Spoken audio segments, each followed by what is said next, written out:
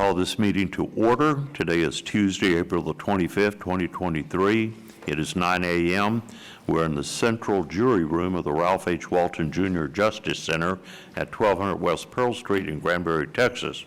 We're very proud and happy today to have with us Pastor Marie Carden from the Brazos Covenant Ministries to give our invocation to us.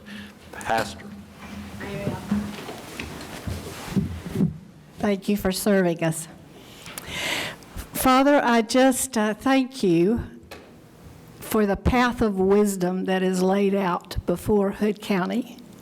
I thank you for blessing Hood County. I thank you for the men and women serving us here. I thank you, Lord, as I looked over the order of business today, I just see so many things that need your wisdom and need blessing. And so we just say that over this today. Your blessing and your wisdom is with us. You love our county. You love our people. And we're all created by you. We thank you, Father, in Jesus' name. Amen. Amen. Please join me in the Pledge of Allegiance. I pledge allegiance to the flag of the United States of America and to the republic for which it stands, one nation under God, indivisible, with liberty and justice for all. Now the great state of Texas. Honor the Texas flag. I pledge allegiance to thee, Texas, one state under God, one and indivisible. Okay, thank you all. All right. And thank you two pastors for coming down here. Okay.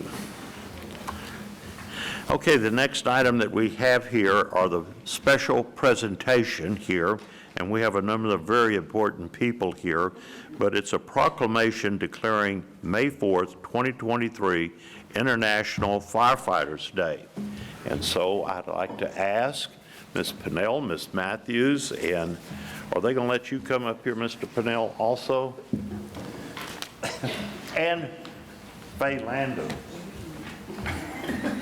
Always here by name. Faye, you trust. Yes, let's say something.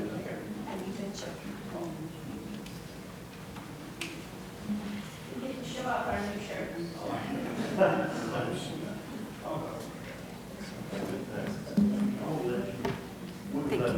Julia read out marking, you get a copy of the follow-up. And that's you. You got it.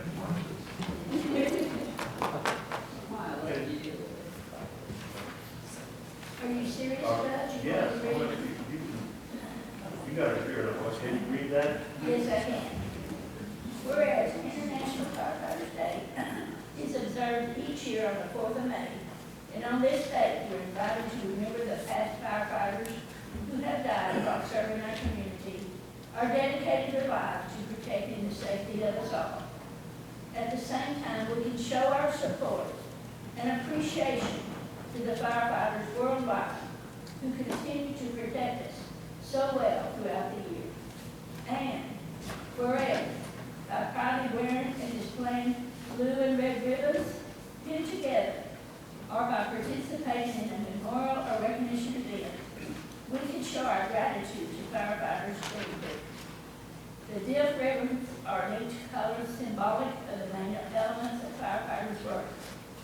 Red for fire and blue for water. These colors also are internationally recognized as representing emergency service.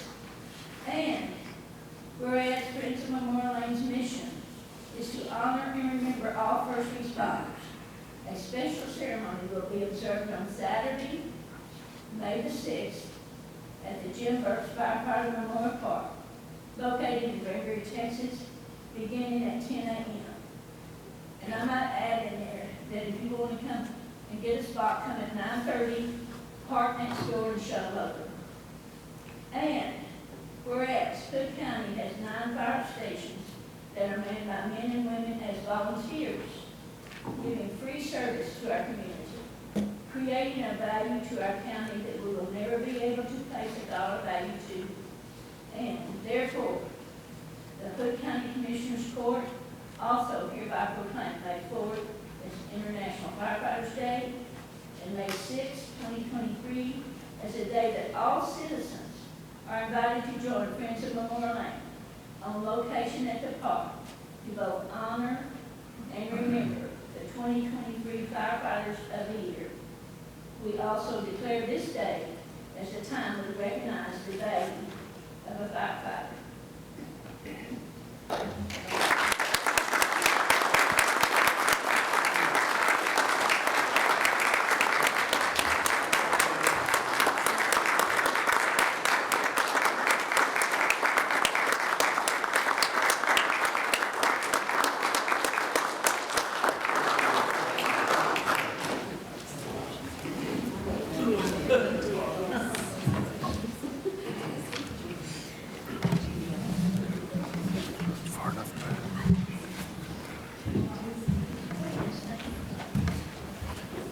Okay, now on next year, we have the service awards, and the first one is David Hankins. Yes, sir. 15 years. We have Eric here from the jail. You must be a jailer, that's all I can say. Hey, they're one of the best. Good. This side so we can get the picture. Yeah, it's hard to get experience like this and keep them around, so this is a great day, 15 years. Yeah. So I want to point out, when I started back in 2012, David was one of the ones that trained me, so thank you.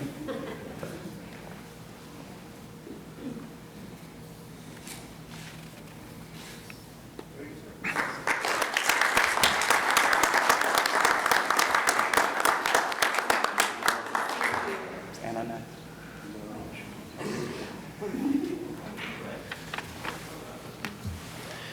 Okay, next is Shelley Berry. Miss, oh.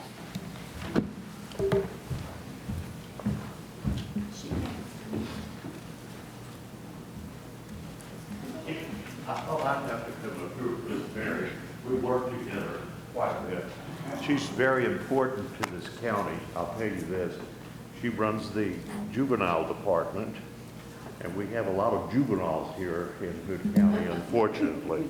But she does a good job in keeping a handle on all of it. So, how many years? 20? 20, really it's 29, but I left for 6 months, so You mean that, and you lost 9 years because you left for 6 months? I did. She's a member of the famous Berry family, of which there are a lot of Berries here in Hood County, you know that. So we're proud to have you. Thank you. And you do a great job. She does a great job.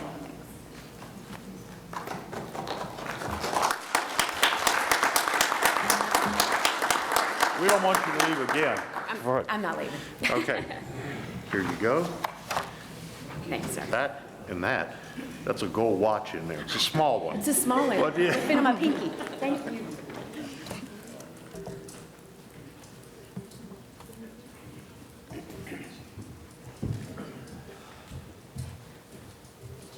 Okay, next is Anna Rebosolo. Rebeloso. Rebosolo? Rebeloso.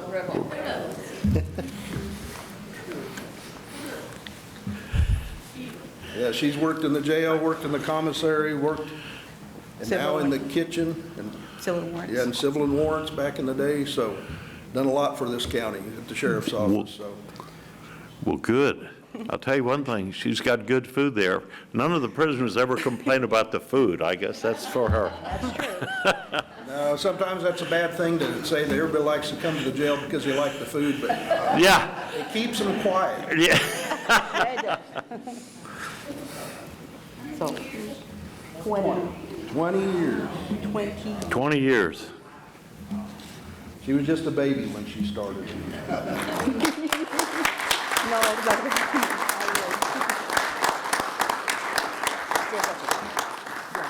that I am. Thank you.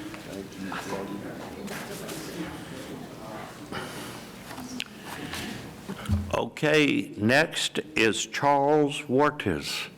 Sheriff, that's another one of yours? Yes, sir. Road and Bridge, and he was Oh, did you ever notice that all of the road and bridge employees are always out working? Don never lets them take off, not even for 15 minutes, Don, I mean, really. But, okay. All right, next is our citizens' comment at large. And let me see who is, I got four. I guess the first one is Jim Bell. Jim Bell? I'll pass. Okay. Next is Steve Biggers.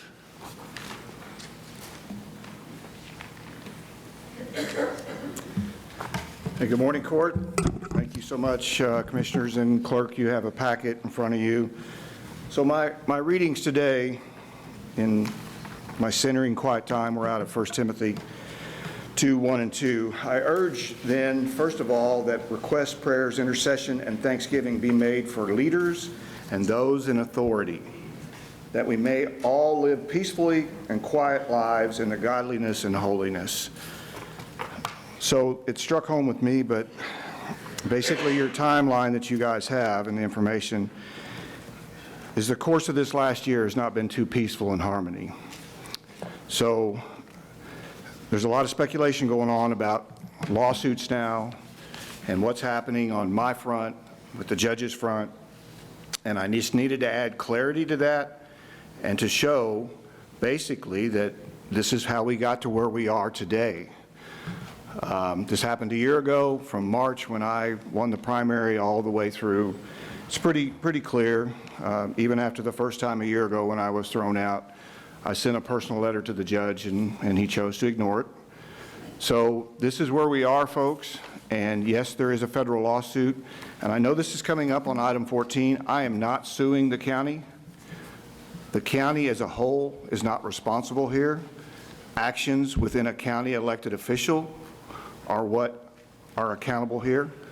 So here's the situation that we're in, and I just wanted the clarity to be in front of you guys. There's case law that doesn't hold the county responsible or any entity in that environment.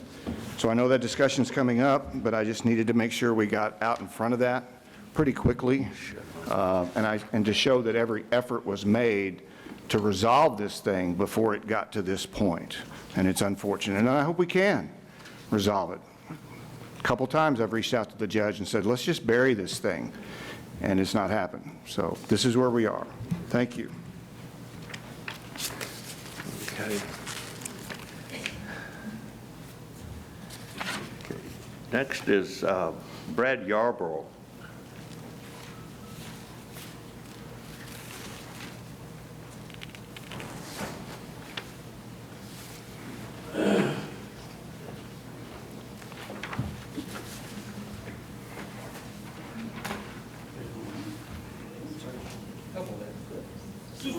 I'm sorry, I missed, you're next, go ahead and pass out that, but I overlooked Kathy Jividen. Kathy Jividen, you're up next, okay? Yeah, you go before Brad, okay? I'm sorry. Got so many papers up here. Can I pass out something too? Please pull the mic in front of you there, Kathy. Sure, that'd be great. Thank you. Hello, my name is Kathy Jividen. I live in Granbury, Texas, in Hood County. And the thing I want to talk about today is there's been a lot of discussion about septic systems. Well, the whole thing changes when you live next door to someone whose septic is running into your yard. And I gave you all pictures of what my yard looks like right now. That the whole thing started like April 10th. I noticed that coming in, I called Jeannie. Well, I called the city first because I'm in the city limits, but I border the county. And the city came in and they said they were going to call Jeannie. So, and I just want to say that I do appreciate Jeannie and all her staff does for Hood County. And anyway, they got on it right away, and they went over and talked to the renter there at the the place where it's coming from. Well, the renter said they would notify the landlord, and I believe Jeannie's office sent also out a letter to the landlord. And I looked up the landlord on the internet, called him, and he said that he was working on it. He had a couple of estimates. Well, that was on the 10th. And then on the last Friday, I called him again because it's coming in my yard continually. And he said that Can you sort them out? they were doing soil samples. So the thing that shocked me the most is talking to Jeannie and Well, you had them all mixed up. the city person that came out, I don't know what his name was, is that when you got septic running in your yard, they have 30 days to fix it. 30 full days. That's why I printed you all those, the law on the health and safety code. And plus, if they don't fix it in 30 days, then it goes through the JP court. So this could go on for months. I just bought this place not too long ago. I put out a patio. Can't go out in the yard. My family's coming in to stay with me this weekend, 2 small children. We can't go out in the yard. We can't go outside because I've got all this septic coming into my yard right now. I can read parts of the law, but I have gave it to y'all and I've highlighted different sections for you. And I've provided pictures of what my yard looks like. Does anybody have any questions? Thank you very much. This is something that is really, we have to really, the whole county needs to really pay attention to this. Okay? Yes. Thank you. Thank you very much. It's very upsetting to have septic coming into your yard every day from the neighbor's house. Okay. Absolutely. Okay, let me ask a couple of questions. What is the I mean, this has to go, there has to be a citation issued from Virginia. What is the process here? Okay, the city called me the day before Kathy did, and we went out, we wrote the tenants a notice of violation, but the law says we have to give them 30 days to repair it. The tenants have contacted the owners. There has been a gentleman in our office to hunt a plan that we do not have. We have nothing on record for this address. The system, of course, must have been installed before the county started keeping records. It is failing. Her property sits lower than her yard is angled, and the water is surfacing at the southeast corner of the neighbor's property and running straight across into her yard. You know what, I just realized this is not an agenda item. I can't interact on this. Can I talk to you about this later? My apologies. I wasn't thinking and stepped out there. So. Yeah. Yeah, I would like to visit with you about this. Me? Yeah. Okay. And I have gave you all copies of the law that does state that it's 30 days. I mean, I didn't really realize that. Right, yeah. Right. So, and my husband was a plumber up until he passed away, and my son has been a plumber for 25 years, so I know which one's downhill. Okay, next is Elizabeth Mercer. You got Brad, Mr. Yarborough. Well, not according to this. Oh, Well, okay. hold on. Okay, all right. Go ahead, Ms. Mercer. Nope. I won't be long. Good morning. I'm just kind of commenting on the jail, and I'm hoping everything gets clarified today as you guys do all these discussions. But I'm beginning to get concerned that we're doing study after study after study after study while the jail is still substandard. So I'm hoping you guys get all of your questions answered. I think I'm still not clear on how we began the process of building the jail, and now we're stopping because we've got questions. I don't know what happened. Again, I'm hoping today it's clarified, but I'm asking you to do that so that we'll kind of understand. I know you're trying to be good stewards of the tax dollar, and I appreciate that. But I just don't understand what's happening, and I'm concerned that we're holding the jail together with chewing gum and Band-Aids, and that never works well. So, thank you. Thank you. Okay, now, sorry, Brad Yarborough. Sure. Yes. I'll make it short and sweet, Judge. Thank you very much for letting me talk. The last Commissioners Court, Samuelson was talking about Constable Shirley and how his numbers have gone up. So I wanted to do a little research and see for myself. So I did a open director's request and went back from 2020 to 2022, and his papers served was only averaging 22 per month, when everybody else is 67, 95, 91 on average. Then I went and looked at his how much revenue he's bringing in. He's bringing in the less of any other constable at just $969 a month, where everybody else is at 15, 17. Now, Constable 4 is going to have more because he's responsible for the inmates and all that. So I understand that, but you were praising this guy for being the least amount of work, and I don't understand that. So then I did for this year, and this year his numbers even gone down on papers served, which was 19 compared to everybody else in the 30s and 50s. His revenue, however, has gone up, but only by less than $300. So I dove into it a little more. I was like, okay, well, he's working maybe a little bit more. Papers served, no, but why is he working more now? Well, he's up for re-election. And to me, I'd rather have a constable that's working all the time and not just during a re-election cycle. I don't know about everybody else, but that's the way I'd rather have. You said that you're going to keep an eye on this. I really hope you do. One thing you did say was you don't know if he can sustain this type of work.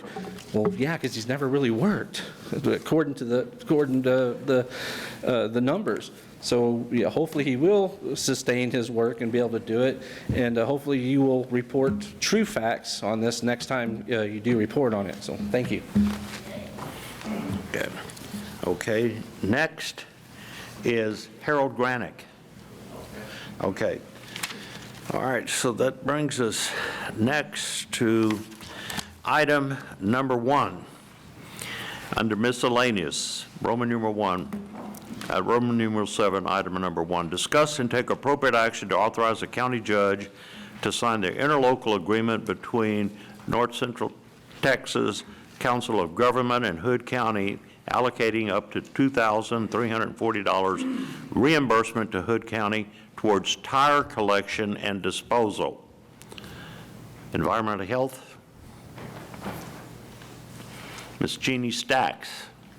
The North Central Texas Council of Governments is offering money for cleanup. I was required to get an estimated invoice from our vendor. The invoice was $1,950 is what we estimated the cost for the tires from March 1st to June 30th would be. Last week, All American Tire Recyclers picked up $2,028 worth of tires. So this grant of up to $2,340 would pay for roughly 6 months worth of tire disposal for the county, and it would be money that the taxpayers were not out. So I ask that the commissioners grant the judge permission to sign the interlocal. Okay. Any other questions or comments? Do I hear a motion? Make a motion to authorize the county judge to sign the interlocal agreement between NCT, North Texas Council of Governments, and Hood County, allocating up to $2,340 reimbursement to Hood County toward tire collection and disposal. Okay, a motion been made by Commissioner Samuelson to authorize the county judge to sign the interlocal agreement between NCT, COG, and Hood County, allocating up to $2,340 reimbursement to Hood County towards tire collection and disposal, second by Commissioner Wilson. Any further discussion? All those in favor say aye. Aye. All opposed, say nay. Motion carries unanimously 5-0. Second item, discuss and take appropriate action to seek quotes, bids for UV-protected waterproofing of the concrete block portions of the jail exterior, including gaining access to portion of building below grade, that parentheses, trenching and replacing soil to prevent moisture penetration into the building. And we have several speakers on this. This is first Jim Bell. Pass on that one. You pass? Okay. I think that's the only person that signed up to speak on two. So, does anybody sign up for that? I don't see anything. Anybody else? Yes. Okay. Dr. Granick. Okay. Well, thank you, Judge and Commissioners. There's multiple items on the agenda about repairing the present jail.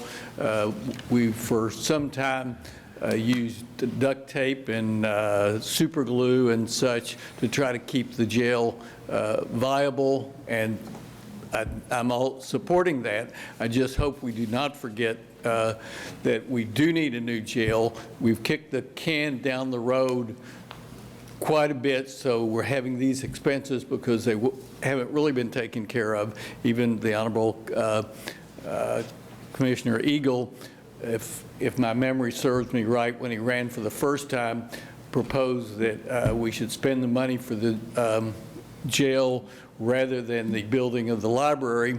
We did happily, from my viewpoint, finish the library and very admirable to it. We'll have the bookmobile opening this time, but we still have the issue of the jail, and doing these temporary things are necessary, but we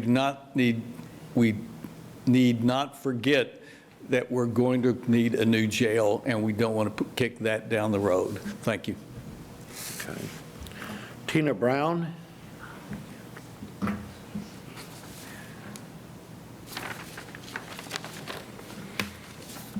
Good morning.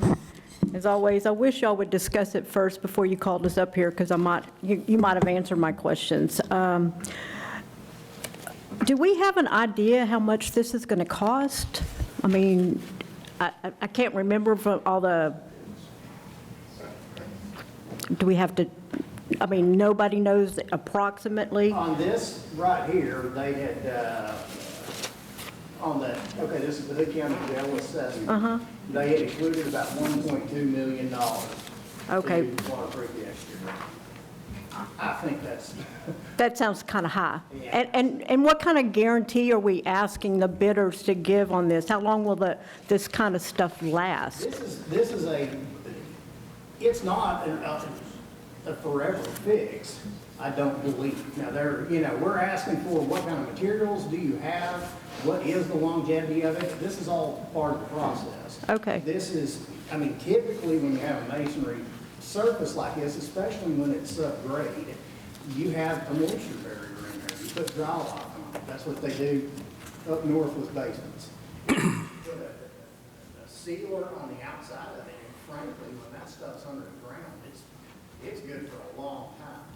Now, my concern, and that's why we talk about UV protecting it, is whenever you come up on the part that's exposed to the air, I don't know if dry lock or depends on what they use to seal this. Is it going to be UV resistant, or will it have to be top coated to make sure that it doesn't break down in the sunlight? This stuff is not. How long does it last when you paint your house?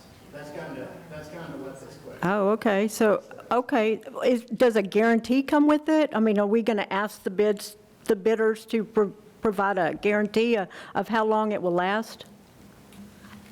I mean, is that part of the bid? I think you just get the bid. I'm sure they will come with some form of a guarantee, and Yeah, basically what this would do is give us direction to go and find possible solutions, find out what it would cost and what's available, Yeah. is the purpose of this. My concern is that maybe we would do this and it would guarantee for 20 years, but the building's not going to last that long. So, should we like look at, more temporary things until we do get the jail built? Glenn, couldn't we specify in the requirements what the guarantee would be? Yeah, I mean, that could be done. But again, this is basically authorizing us to go out and seek solutions at this point. That would come back at a later point. In other words, basically, we're starting from scratch. No. Yeah, I wouldn't say that. I mean, we have A lot to go on. Right, I mean, we're going off of the assessment that they did. And my contention, I'm sorry, I'm taking your time here. No, that's fine. I mean, these questions need to be asked and answered. Block and concrete. The bid what they figured would take to repair the structure of this building, the foundation, is less than they estimated the paint. So that should tell you something about the baling wire and duct tape idea. I don't buy it. It's haydite block and concrete. Just asking for a more detailed, refined estimate on one particular piece that was in here. We're not starting over. Right, yeah, we're taking, we're going back to this assessment and saying, okay, let's look at these individual pieces. I don't believe we need to replace the ductwork in the whole building. That seems, I've never replaced the ductwork in my home. I've never done that professionally in 25 years of remodeling. That's not something that people do. I'm not sure why it's included in here. But I think that the picture that was painted by this assessment, and of course, they came in and looked at everything that was wrong and said, okay, this is something that, let's just fix it all the way. Let's just replace all the air ducts. Well, that seems kind of silly, and nobody would do that in real life. This is government stuff. So my point is, let's get a realistic view of what it takes. Let's make sure that the structure is sound. I very much believe it is. If it's only $1 million that they put into it, apparently they believe it was pretty sound also. There's some damage on the outside, on the north wall of that building. There's some cracking blocks. And to be honest, it looked like it was probably hit by something. Maybe, put an air conditioner up or down, something like that. It does not look like shipping. It doesn't look like a structural issue or caused by a structural failure. It looks like there was some kind of a blow or something to it. So let's look at this. Before we consider spending $100 million on a new facility, we've got a facility over there. It ain't pretty. It ain't, doesn't have all the modern bells and whistles. But that's a lot of taxpayer money right there. Can you, I'm sorry. Can you remind me of how much the refurbished bill was? 30 million? I was looking for it. That's for everything in there. Yeah. Which, And that's, $2.5 million for the parking lot and lawn. Right, and there's fluff in that, just like there was in the new jail building. and there's things in there that Commissioner Andrews is saying we wouldn't do. So I wouldn't take that number and do anything with it, that whole number. Okay, I just didn't remember that whole number, so I was just asking for my notes. Okay, and how long do you think the bid process would last? That's probably a Glenn question. For this particular item, we could probably get an estimate in a relatively short period of time through, there's an operation called job order contracting through a cooperative that would fit this particular item. And so it could probably be done within a month or so. A month or so, okay. I would believe. Okay, thank you. Anybody? I think. Yeah, I'm going to throw something in. I've recently visited the jail again and took a for me, a very well-respected engineer. And the biggest thing he pointed out on the foundation was that the north side of the building needs to be graded away from the building. And what you've got on the north side of the building is you've got the level of the ground it's about that much higher than the slab of the building. So a simple grading away from the building will help immensely take care of that. And Commissioner Andrews is correct. It needs to be waterproofed, at least up from the slab level or below slab level up a few feet, and painted. That's a far cry from dozing that building. And I've been in there more than one time myself and looked around there.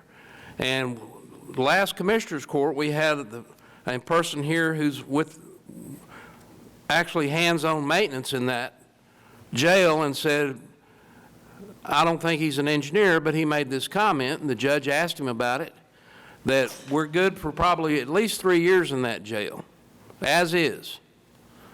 So we've got time to look into this. I think looking into waterproofing it's cinder block. They don't rot. Cinder block doesn't rot, and if the foundation is sound, which I don't see a foundation issue. If the foundation is sound, then there's no need. They've got buildings in Europe that are 1,000 years old, and they seem to still be standing up all right. So I think that Commissioner Andrews is looking at this, what is the best thing for the taxpayer? And I know there's a lot of naysayers out here that it wouldn't matter what I said, they were going to disagree with it. Well, that's fine. That's okay. But I'm still interested in doing the best thing for the county. And if we can build half a facility new, let's say, hypothetically, and get the inmates out of the current facility long enough to redo the current facility for under, I would say easily under $5 million, maybe between 5 and 10 to refurbish the current jail, wouldn't it be a prudent thing to do rather than spend $100 million bucks? So we've got some time. Give us the time to take a look at this. And if waterproofing the building, by the way, this building has a brand new roof on it, brand new. So it's dried in. 80% of the air conditioning units are brand new, 80% of them. So there's a lot going on with this jail that if we can just get the inmates out of it, where we can go in. For instance, this programming that we got on the current jail, there's an estimate in there for $2.5 million on the plumbing. I don't believe that.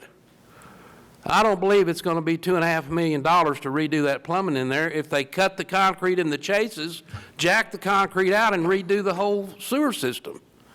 So we needed to look at this from a different angle. And by the way, it was pointed out by somebody in one of our workshops on this jail that the ones that are saying this jail needs to be demolished and it's going to be $30 million to fix it are the same ones giving the pricing on building a new jail. So I think we need to take a look at that as well and consider that.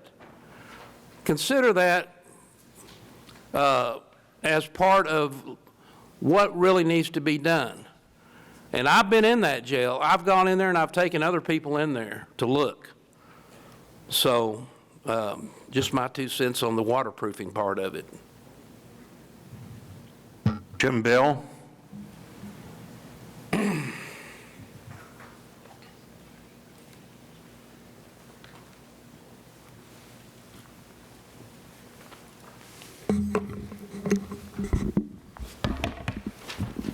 You hear me all right? Yes, sir. Yes, sir. I've never really been accused of being a quiet guy. I probably don't need the mic. First, I have to apologize to the court. This is the first time I've spoken, and when I filled the form out, I itemized items 2 and 3 instead of 3 and 4, which is what I'm really going to talk about. But it seems to me all this stuff's related anyway, and I've met 3 of the commissioners here. It strikes me as a good idea to find out exactly where we're at. I don't see any harm in finding out if this old jail is salvageable, because I was here for the presentation when the guy presented his proposal for the new jail, and the very first thing out of his mouth was, "You're not looking at this big enough. You need to think bigger. You need to be ready for expansion. You need," well, I checked into it, and it turns out that when they built this building in '95, they said the same thing. They said, "We set this up so you can expand." So what do we want? We want, and I have no dog in this fight other than the fact that I'm a Hood County taxpayer. So what do we want? We want to be able to take care of our needs, and we want to be able to continue to do so as our county grows, and it's growing. Anybody can look around and see that. We've only been here 8 years, and traffic, when we got here, was relaxed.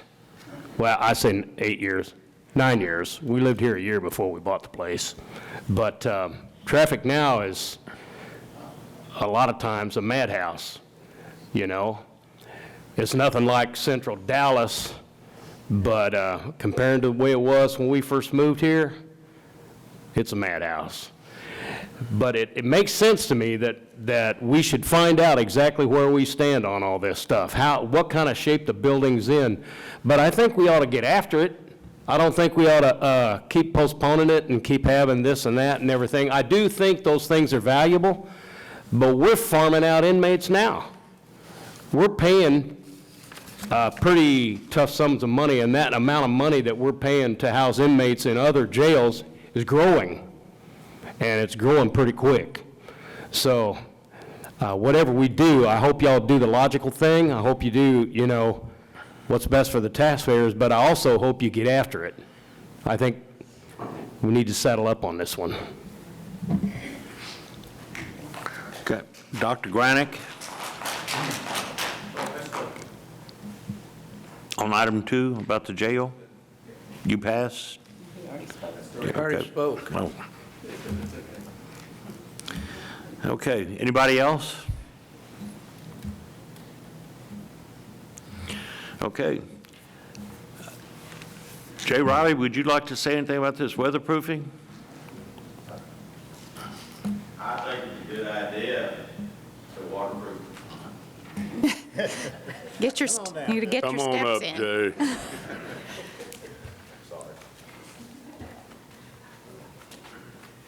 I do think we need to move forward with the jail, doing something. It's not my decision, new or old. But I do think if we decide to pursue redoing the old jail, that waterproofing is a very good idea. I am getting some moisture through them walls. No doubt about it. Well, what you're saying, even if we decide to build a new jail, the new jail's going to take, what, 2 to 3 years? Yes, sir.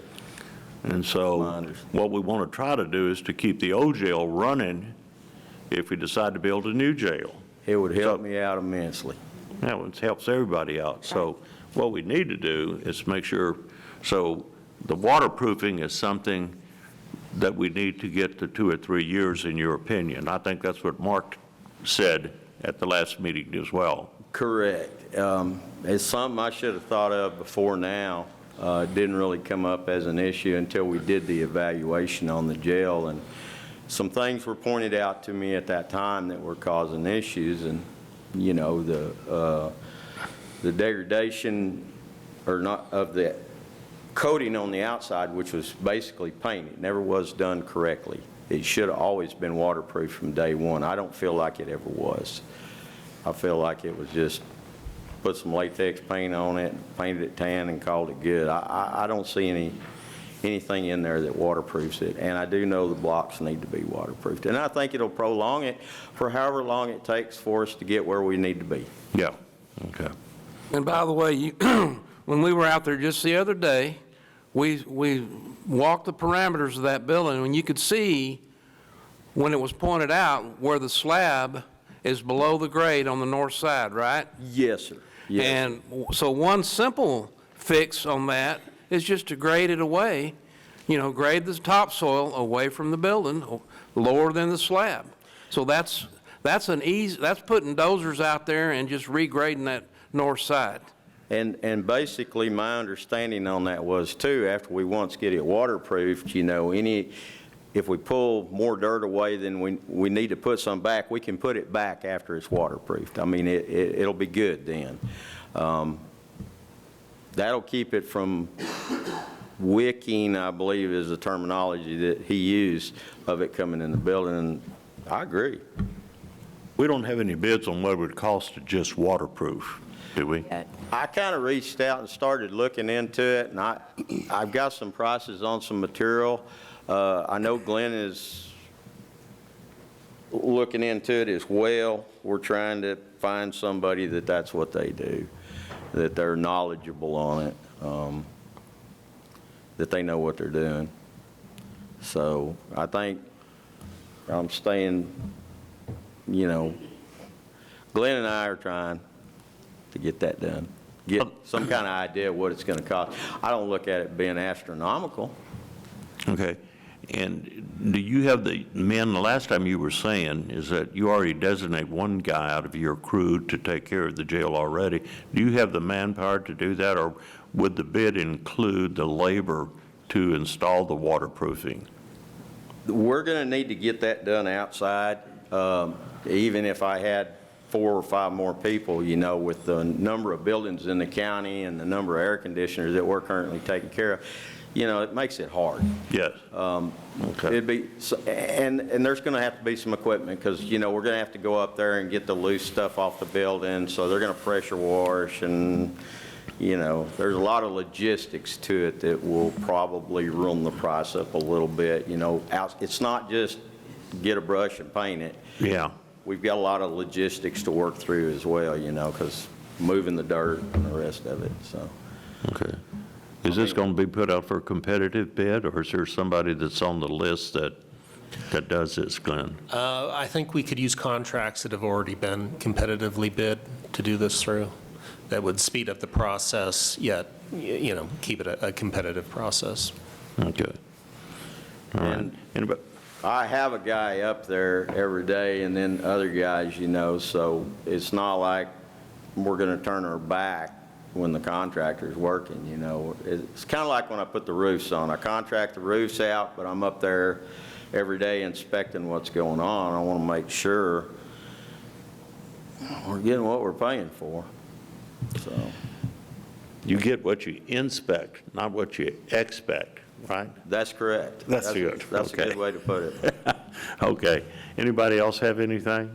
I would like to address one comment there from Mr. Bell. I think that what we did is the first time we said, okay, let's look at what it's going to take to address the current jail. What would it take to bring that thing up to where we want it? Or I would say some of it, replacing air ducts was a little overboard. And they came back with a, $28 million bid on that. And I think that the court said, whoa, that's too much. That's a whole lot of money. And I honestly believe at that time, most of the members of the court were probably expecting a new jail to be $40 or $50 million. Okay. So we said, okay, let's do the programming and go in and look at what it would cost to build the jail of the future. We'll put it that way. And, came back at $100 million, and I think that there was probably some sticker shock there. I think everybody said, whoa, that's not what we expected, and now we're going to say, is there some middle ground here where we can get to something a little bit more reasonable and move forward? When we talked, you mentioned that there was a lot of flooding. You may. Yeah, sorry. Oh, well, and I don't know if this is actually okay. Sorry. I motioned him forward, Judge. My bad. Sorry. I'm stepping all kinds of line today. When we talked, you mentioned that there was a lot of fluff in the estimate and everything, and from what I gather, the same situation existed with the new estimate on the new jail. Yes. That thing was padded too. And don't get me wrong, I wouldn't take your job, I don't think, because you got to find out what part of that fluff you going to live without? Okay, thank you. That's tough. Okay. Do I hear a motion? Yeah, I make a motion that we seek quotes, bids for UV protected waterproofing of the concrete block portion of the jail exterior, including gaining access to the portion of the building below grade, trenching and replacing soil to prevent moisture penetration into the building. Second. Okay, we have a motion by Commissioner Andrews to seek bids or quotes for UV-protected waterproofing of the concrete block portion of the jail exterior, including gaining access to portion of the building below the grade to prevent moisture penetration into the building. Second by Commissioner Eagle. Any further discussion? All those in favor say aye. Aye. All those opposed say nay. Motion carries 5-0. So, Mr. Tillman, you got your marching orders there. Okay, item number 3, discuss and take appropriate action to explore options and seek quotes or bids to remediate deteriorating pipes in jail and LEC.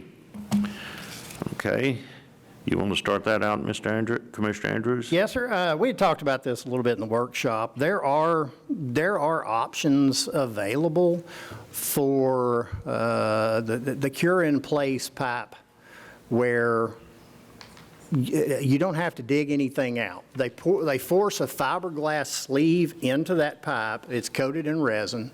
They force it inside the pipe. Well, first they go in and clean the pipe out, ream all the buildup and everything out of it. They force this in. If there are small cracks, holes, anything like that inside the pipe, it just goes right in there, and then you basically put a balloon in there, you fill the balloon up, it forces the pipe up against the exterior wall of the pipe, and it, in essence, puts a PVC pipe inside your cast iron pipe. Cast iron is, it's got a very limited life. It's going to rust in place. It's going to collapse. So this is, in my estimation, this is the biggest problem that we've got over there is the plumbing. There has to be something addressed with that.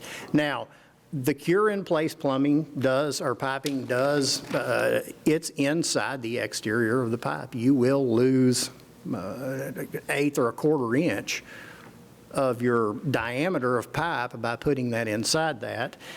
But I think it's, you know, it's something we ought to look at. The cost of that is going to be significantly less than cutting up the concrete, which is also never a fan of going in and chopping up concrete to get down and replace pipes underneath. That is your structure. And whenever you start making penetrations into it, large ones like that, it's generally not good. So I would like to explore the options. I don't know what those may be. Let's get some ideas, come back, throw it on the table. It may be that we need to cut that concrete up and replace the pipe that's in the ground. It may be that we can have some alternative, but I would like to see those options presented. So that's why I put this on there, is to see what we could come up with, some cost estimates and proposals on that. Okay, Jim Bell, you signed up to speak on item 3. I have nothing further to add. Okay. Tina Brown?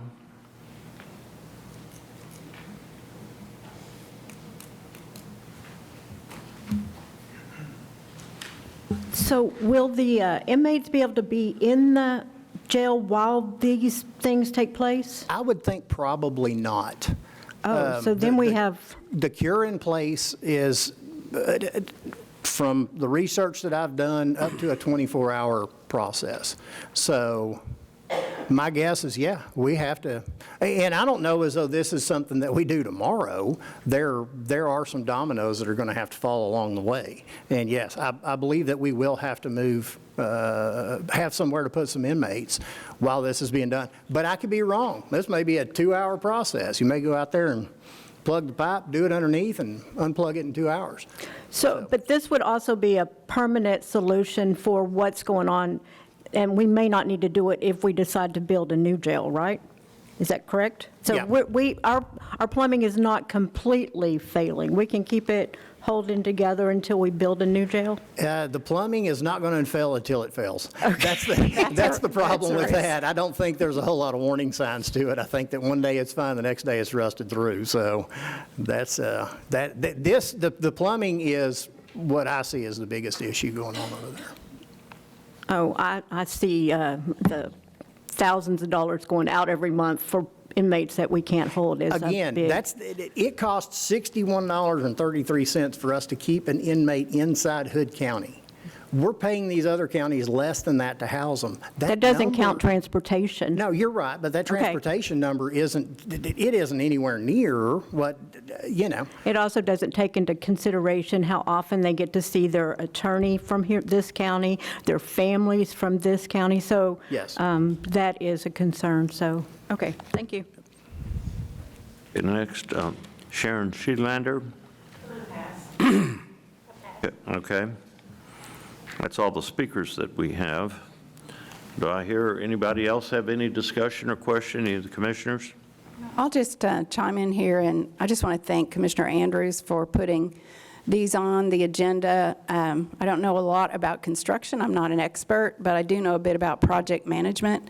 And I know that things don't get done if you don't have a plan and you don't have steps to follow the plan. So that's why I scheduled the workshop on March 1st to discuss the jail, and then a follow-up workshop on April 13th, so that we could continue to keep this in front of us, knowing that we have really, as I said in the workshop, two paths. We have a path of what are we going to do for the next 3 years to ensure that that jail doesn't fail and that we don't fail a jail inspection. And then we have a path of what we're going to do for the future. So I just really want to thank Commissioner Andrews for putting these on the agenda and getting us to the next step. And hopefully from now, we will continue to have a plan, continue to work towards these two goals. Thank you. Okay, do I hear a motion? I got something to throw in, Judge, if you don't mind. While we're on this topic, just to reiterate, we did have, I think there was a $2.5 million number that was put into the $28 million assessment that was originally done back in September on just the plumbing, which I don't believe that's, I think that's way too high. But I just wanted to point out also that we got a correspondence from the Texas Commission on Jail Standards dated April 19th. So that's less than 10 days ago, or about 10 days, or actually, whatever, 7 days ago. It's a facility needs analysis. And the Commission on Jail Standards is there. They're willing to do this. They won't do it every year. But every couple of years, if you hadn't had one done, they will do a jail analysis, a needs analysis for your jail.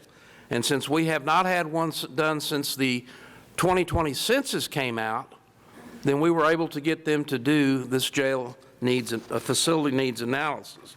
And in this, they go through the demographics of the county compared to the state, population projections, current jail conditions.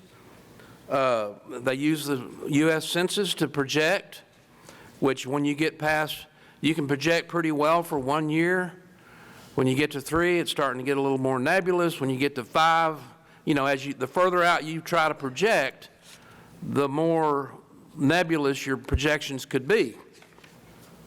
But here's some interesting data. One of the things is we have well, I won't go there right now. They're expecting our population to double between now and 2040. They're projecting a doubling in population, and they're saying they've got a chart here on what they think the jail population should be, projected to be, based on our current incarceration rates. And they're saying here in 2040 that we should have a minimum capacity jail of 342.97. So one of the inmates is not quite going to be all there, but let's just call it 343. they're recommending, and this is from the State Jail Commission, they're recommending that based on everything that they've done, and they've got programming where they can plug all these numbers in for every county, 254 counties in Texas. I don't know how many county jails there are. I'm not sure that each county has a county jail, but they're projecting that we should have a 384-bed facility. That's what they're recommending, that we should build that to cover us from now until 2040. They also say, here's their recommendations more specifically. 1, choose a site sufficient for growth. Well, they did that back in '95. There's room where our current jail is to expand. Number 2, design a jail that is truly expandable. This is the same thing they talked about in '95. Same exact thing and same criteria. 3, provide adequate service and support space for initial design to allow for future expansion. All of those are pretty common sense kind of ideas, right? But here's the point. We're looking at not doing anything. I don't think anybody up here agrees with that. Versus build a brand new jail. They've talked here about 432 beds, completely brand new jail, and then just doze the one we got down that we've got now, just doze it, or do something in between. And you know, it seems to me like if we can do something in between and salvage the old jail for another 20 years, it might be something to consider. So I think that's what, and I don't think, as long as our sheriff's department and the jail folks are able to do their jobs and have the facility to do the jobs, because I'm not sure the plumbing could be done with people in there. This would certainly be something for the future. But I still think it's a good idea for us to look at that and get an estimate on just, you know, Commissioner Andrews is kind of, he and I kind of disagree on the cutting concrete and jacking the concrete out and just putting all new stuff. I think that's a very viable option. And then you take care of the problem for the next 25 years at that facility. But all we're trying to do, in my opinion, is to do the best thing we can do for the taxpayer money. And I don't think this old jail is ready to be dozed yet. And you've heard from the podium from the former maintenance man who retired that he doesn't see any problems for the next 3 years. And so we have the time. We just need to do the right thing with the taxpayers' money. Anybody have any other comment? If not, do I hear a motion? Yeah, Judge, I make a motion that we seek quotes and bids to remediate deteriorating pipes in the jail and LEC. Second.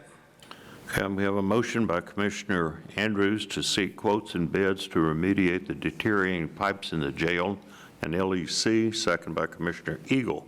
Any further discussion? All those in favor say aye. Aye. Aye. All those opposed say nay. Nay. Nay. So we got motion carries 3-2. Okay, next item. Item number 4, discuss and take appropriate action to engage a structural engineer to explore structural deficiencies identified in the AGCM Hood County Jail Facility Condition Assessment Report. Let's see. Item number 4, we've got Tina Brown.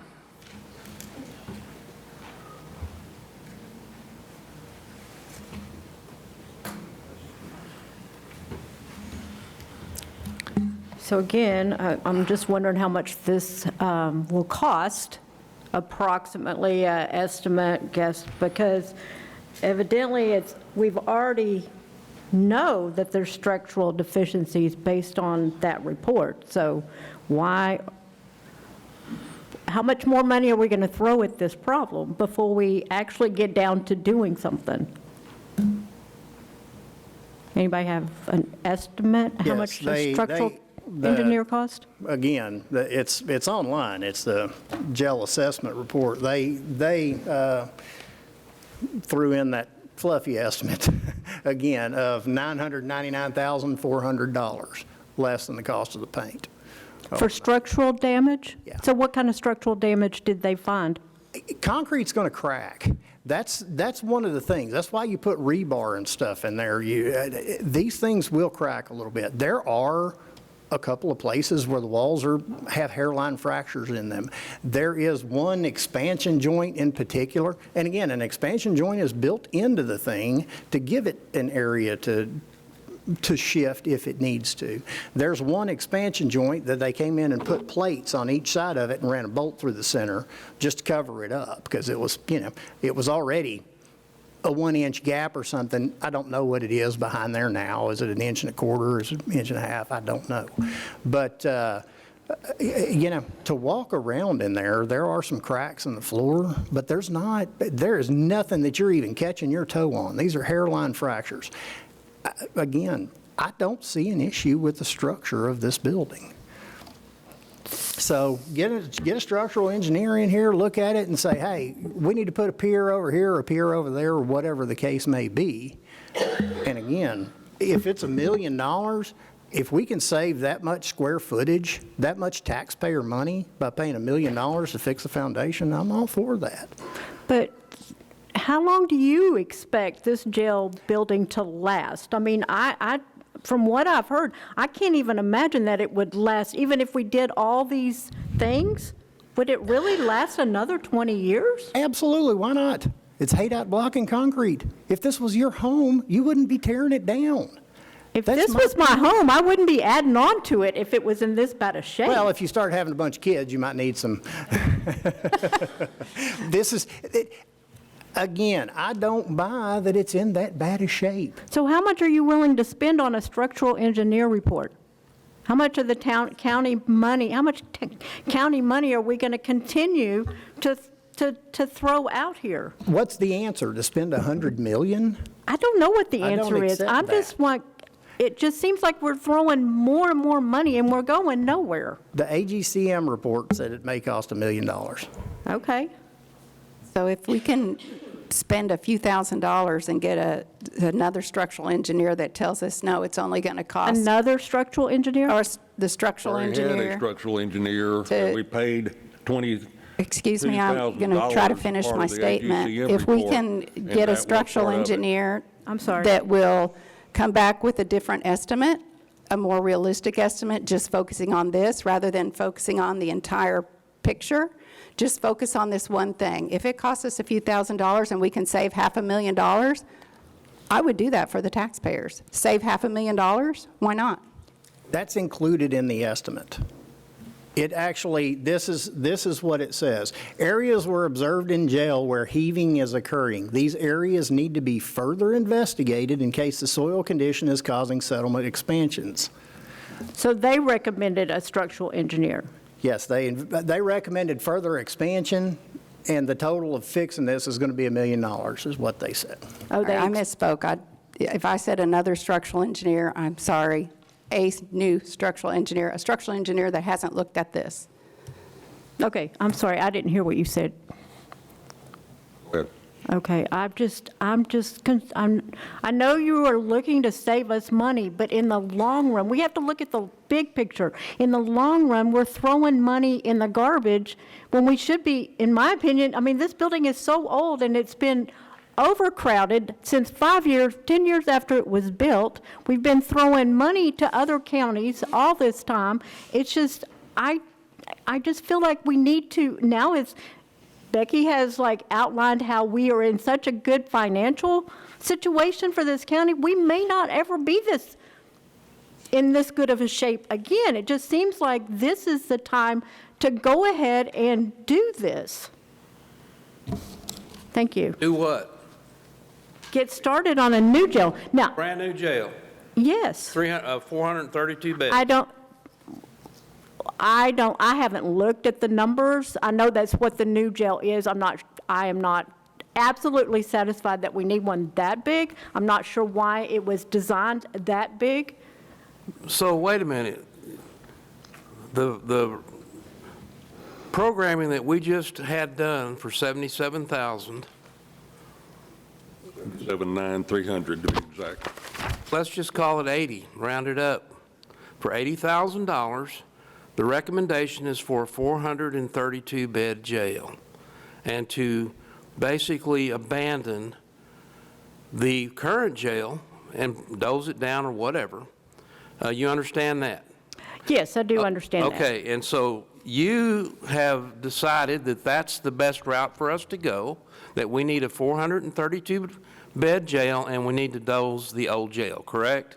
No, that's not correct. So what is... Part of that I agree with, and part I don't. I don't know where the 432-person jail number came from, so I would need more information and that I don't have. Tearing down the old jail, I'm not exactly sure that needs to be done either. Could be used for something else, for county storage. I don't know what y'all might be able to use it for. I just know that jails take a lot of abuse, and it just seems like that this jail is failing, and this is the best time for us to build another one. But what standard is it failing? Huh? By what standard is it failing? Well, first off, it's not big enough.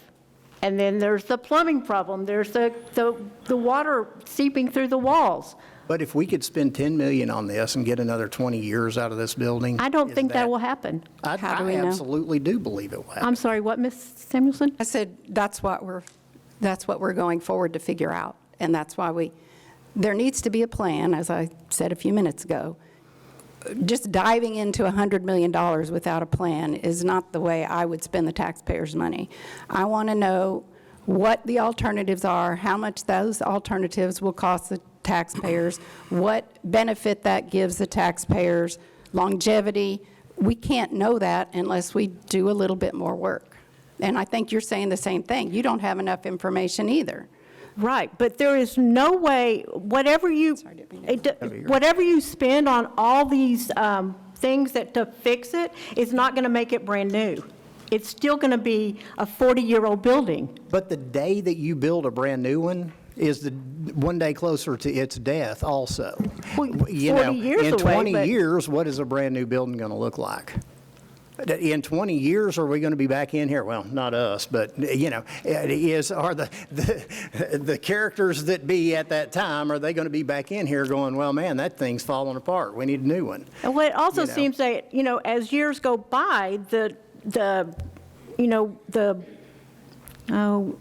recommendations of what you have to do, the rules that you have to follow are more stringent. So a new building would be way ahead of this old building.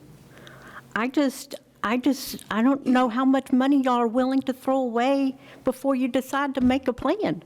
Even when when AGCM did the assessment and one of the workshops, the question came up, if we were to spend the 28 mil to refurbish that one, to do everything that they said need to be done in the report, I asked the question then, if we spend all of that and we do everything that you're saying we need to do to that based on the report, what kind of longevity is that going to buy us? He said somewhere between 5 and 15 years, probably less than 10, and that's a quote. So we're not going to buy, if we do all of this that we're talking about doing, we're not buying maybe 10 years. Yes, we could spend a quarter or a half of what a new jail costs to fix it, but it's still not going to last as long as a new jail would last. It's not going to get us farther down the road because it's not going to be new. There's always going to be things failing, always.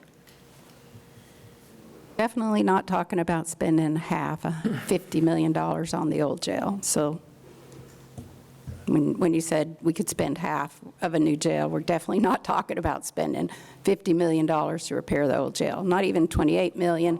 These itemized things, when we determine what those will cost and what the longevity will get us through, then you do a cost-benefit analysis. Is it worth it? Is it worth whatever this is to give you this benefit? And right now, we don't know either of those things. So how can we make a decision with no answers. But you have lots of answers. Y'all have done a lot of background, you have reports, and you've That are for spent the- money, and how much does a structural engineer cost? I have no idea. Find out. Well, it looks like the structures and repairs were estimated at $816,000. Okay. I mean, we have a rough number right here. I think, yes, is $1 million worth putting into that building? If it lasts 10 years, and I don't buy that for 1 second. Again, it's haydite block and concrete. You seal the water out of it, what's left to deteriorate that? And if we build a brand new one, there's not a whole lot of difference between a brand new haydite block and a brand new slab of concrete than there is one that's 20 years old. This is not a structure that's over here rotting to the ground. But you want to spend money on a structural engineer to tell you that? Yes. Okay, how much money? Whatever it takes, it's not going to be that much. Okay, I didn't have an idea. Yeah, I mean, this is, Okay, I Thank think you. your time's up. Yeah. Okay. Okay, next, Sharon Sealander.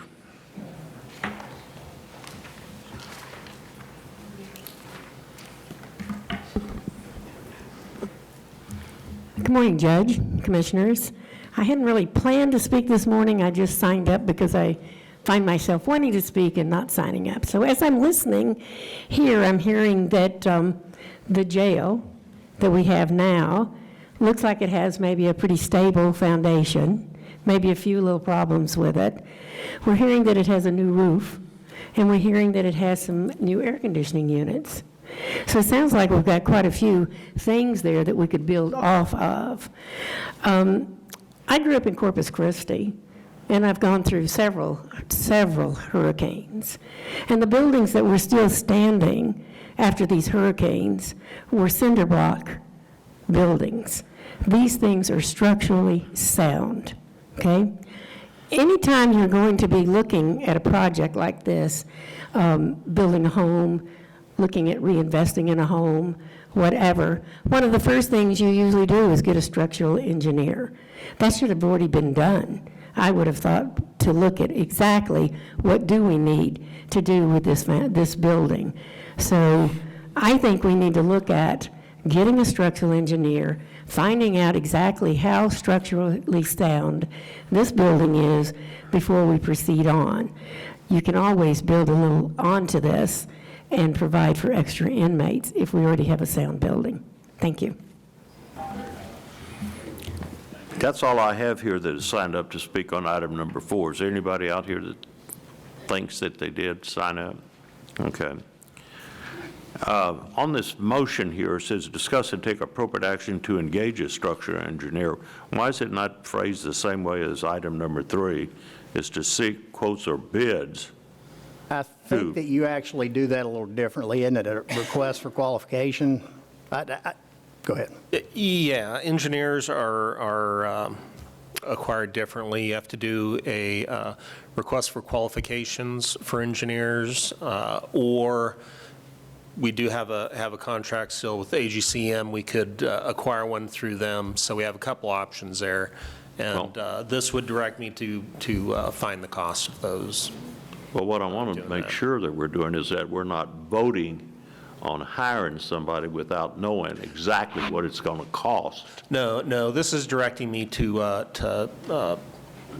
either find the cost of getting one through the contract, or otherwise go to bid. So Or it's not still go a to bid, but do two-step request for process. We first are going to find somebody and find out how much it would cost to do this analysis. Yeah.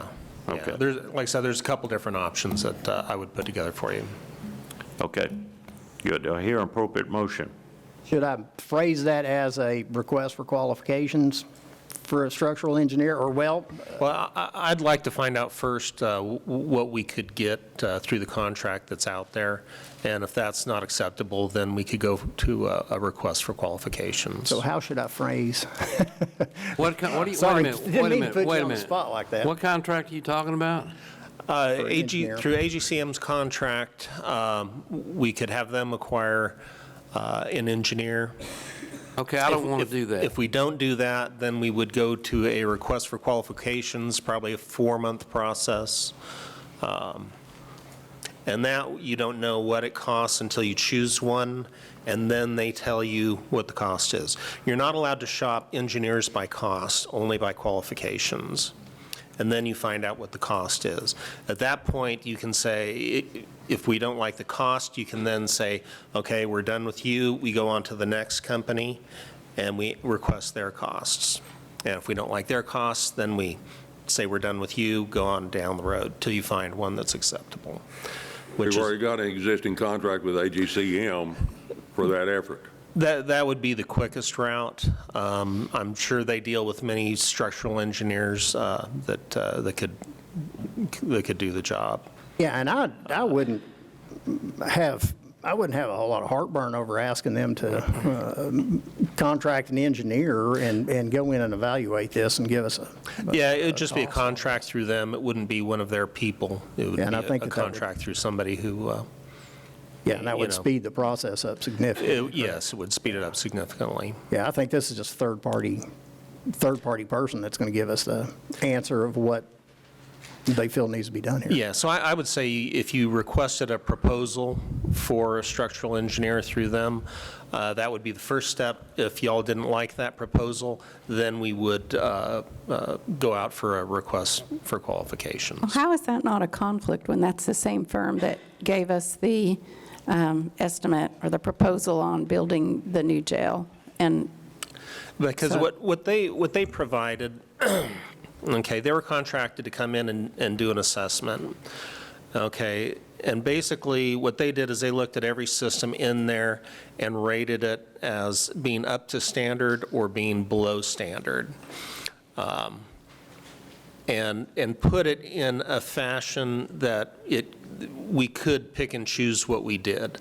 Obviously, the parking lot, even though it rated below standard, probably not something y'all would want to spend money on, okay? But what they did is they basically rated everything, gave an estimate on what it would take to bring those systems up to standard.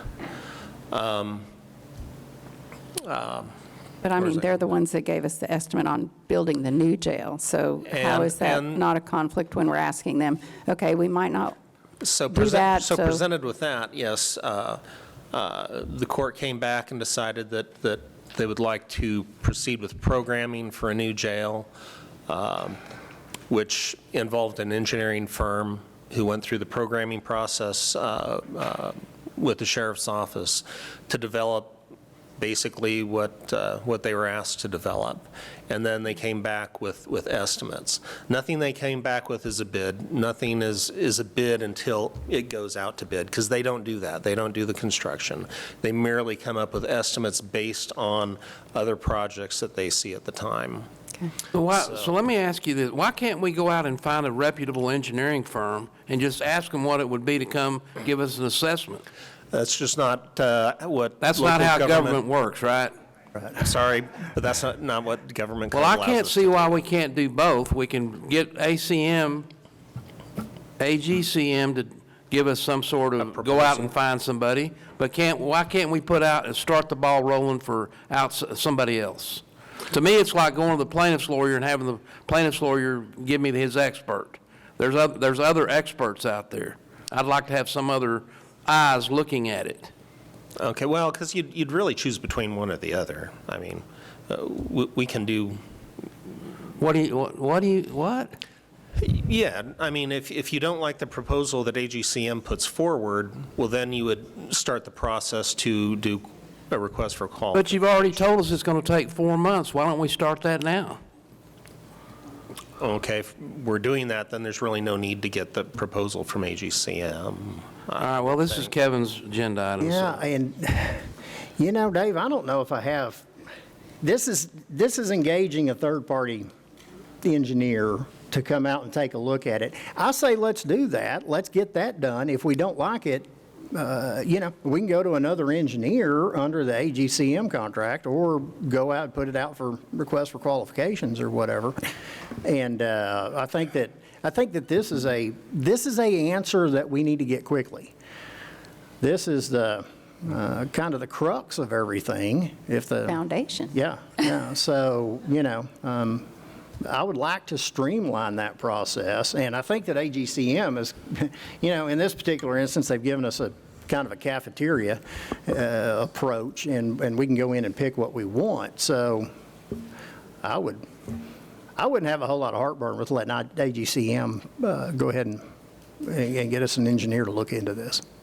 Or at least a proposal to do that. Yes, yeah. Or multiple proposals, I don't know how. Yeah. All right. So you prepared to make a motion, Commissioner Andrews? Yes, I move that we get AGCM to get us some proposals on the repairing the structural deficiencies in the jail. Okay. Motion been made by Commissioner Andrews to get AGCM to engage a structural engineer to give us a proposal on the structural deficiencies of the jail. Do I hear a second? Second. Second by Commissioner Samuelson. Any further discussion? All those in favor, say aye. Aye. All opposed, say nay. Motion carries 5-0. Okay, the next item is item number 5, discuss and take appropriate action to request a programming proposal for a 100-bed jail expansion, a 200-bed jail expansion, LEC, or request funding options and analysis from Hilltop Securities for a new 430-bed jail LEC. 432, what the programming was. Okay, 432. Yep. Yeah. Jail LEC, okay? Who wants to start this off? You want to start this off again, Commissioner Andrews? Sure. I just kind of threw it all out there on the table. Where do we, where do we go from here? Looking at the jail standard report that we got, they projected that we were going to need, sorry, I was trying to pull that up here. My window closed on me. That by 2030, we're going to need 288. So if we added something in the neighborhood of 100, I know everything works in 48s, I guess, is how that works. I think we need to seriously look at adding space to the current jail and build another building. If the time comes that, again, I don't buy 10 years down the road, but if the time comes at some point that you do need to tear down the current jail, this could be a separate structure, standalone structure connected to the current jail, but it didn't matter if the current jail turned to dust and fell down, then this structure's still standing, and again, make it expandable in the future. Do we need to add 100 beds now? 100 beds in 10 years? I don't know, but leave that possibility. Okay, let me throw some things out now.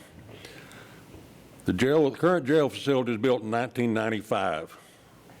The county started shipping prisoners out of county in 2000.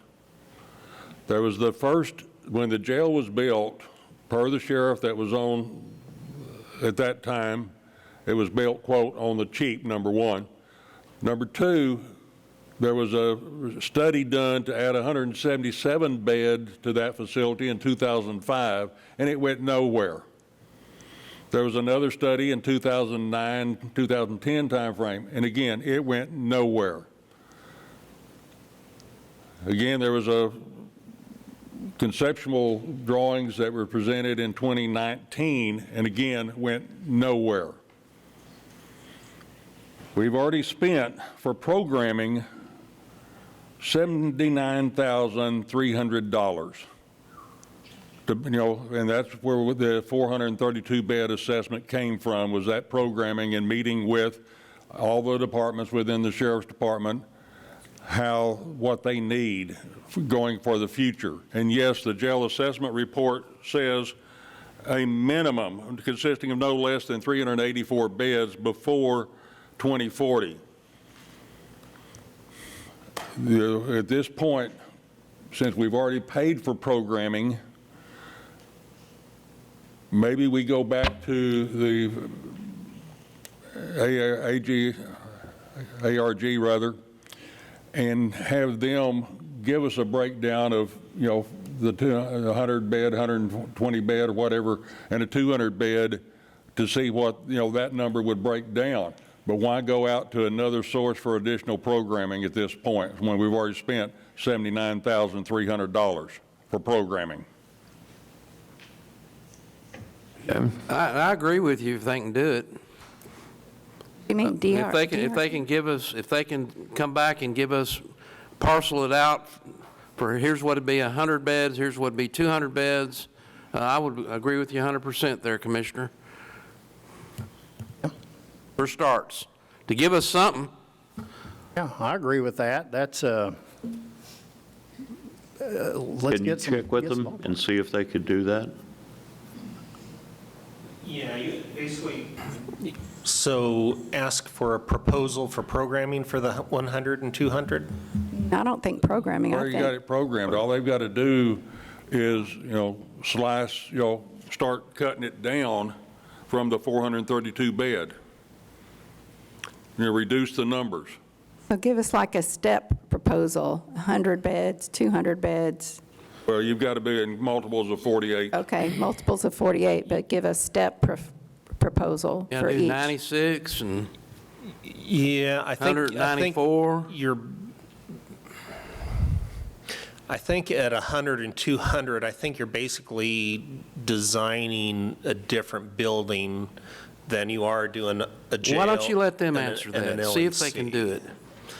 I mean, they did give me a rough idea what they thought it would cost to build those two. But the next step in it, if we're starting over for a smaller facility or an addition, would be to program that addition. But we've already got, you know, by department within the sheriff's department, how much they need to support the 432. All that is, you know, simple, you know, is not maybe a simple reduction, but a reduction in the size and the capability. Well, and did you get these, you sent an email with some estimates here. Did you talk to Mr. Rosenborough?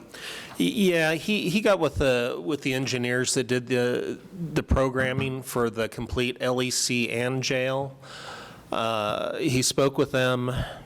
You know, they came back with a very rough estimate of for a 100-bed addition, and again, very rough estimate of probably 18,000 square feet, 14.4 million. Plus 22% for soft costs, for a total of about 17.568 million for a 100-bed addition. For a 200-bed addition, again, this is rough, but they estimated 36,000 square feet, which would be about 27 million. And if you add 20% for soft costs, that would bring it to 32.4 million. So basically, 100 beds, 17.5 million, 200 beds, 32.4 million, roughly. That doesn't include a new LEC, No right? LEC at all, just beds, and, you know, whatever those beds would require. But again, I think you'd be designing a completely different building, which would probably be a pretty easy program for them to do. But Right, again, I don't think think it's you'd have to- different than designing the whole thing that was designed prior. Sure, they probably wouldn't have to have all the interviews and ask about, you know, the size of the jail cells and stuff like that. I think Yeah, they've they already could- got those questions answered in the original Correct. program. And we've already, you know, setting through all of the programming, you know, meetings with the departments, you know, as they were developing this. Yeah. You know, if we just scale down from what, you know, what we've got, I don't see that that's a major go out and hire another programmer, you know, effort.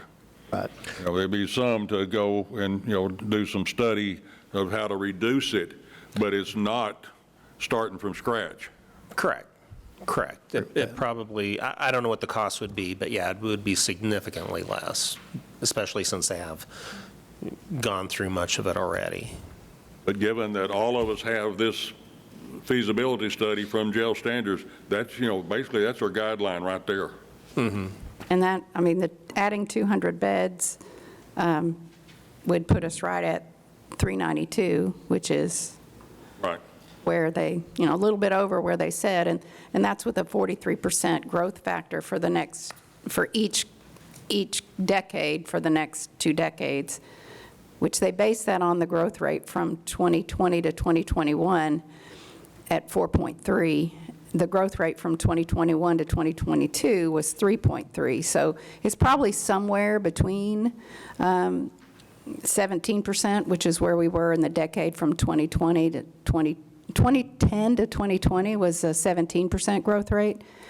So somewhere between 17 and 43, probably on the higher side, but I think we'd be well within the growth rate at 392 or 384. I like that.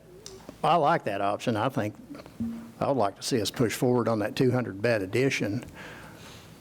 And that gets us room to, if we have the time, if everything works out logistically, it gives us some room to where we can go back in and do the repairs that we need to do on the current jail. We have the new jail with, and I don't know if 200, is it 200 or 192 more? Because again, everything's in the 48s. So I think that would probably be. Yeah. Well, and that's probably, Captain Turbeville, how do you, it would be 192, right? 200-bed jail means you have to hire more staff for 8 people, right? Is that? That's one. Sorry, I kind of threw you.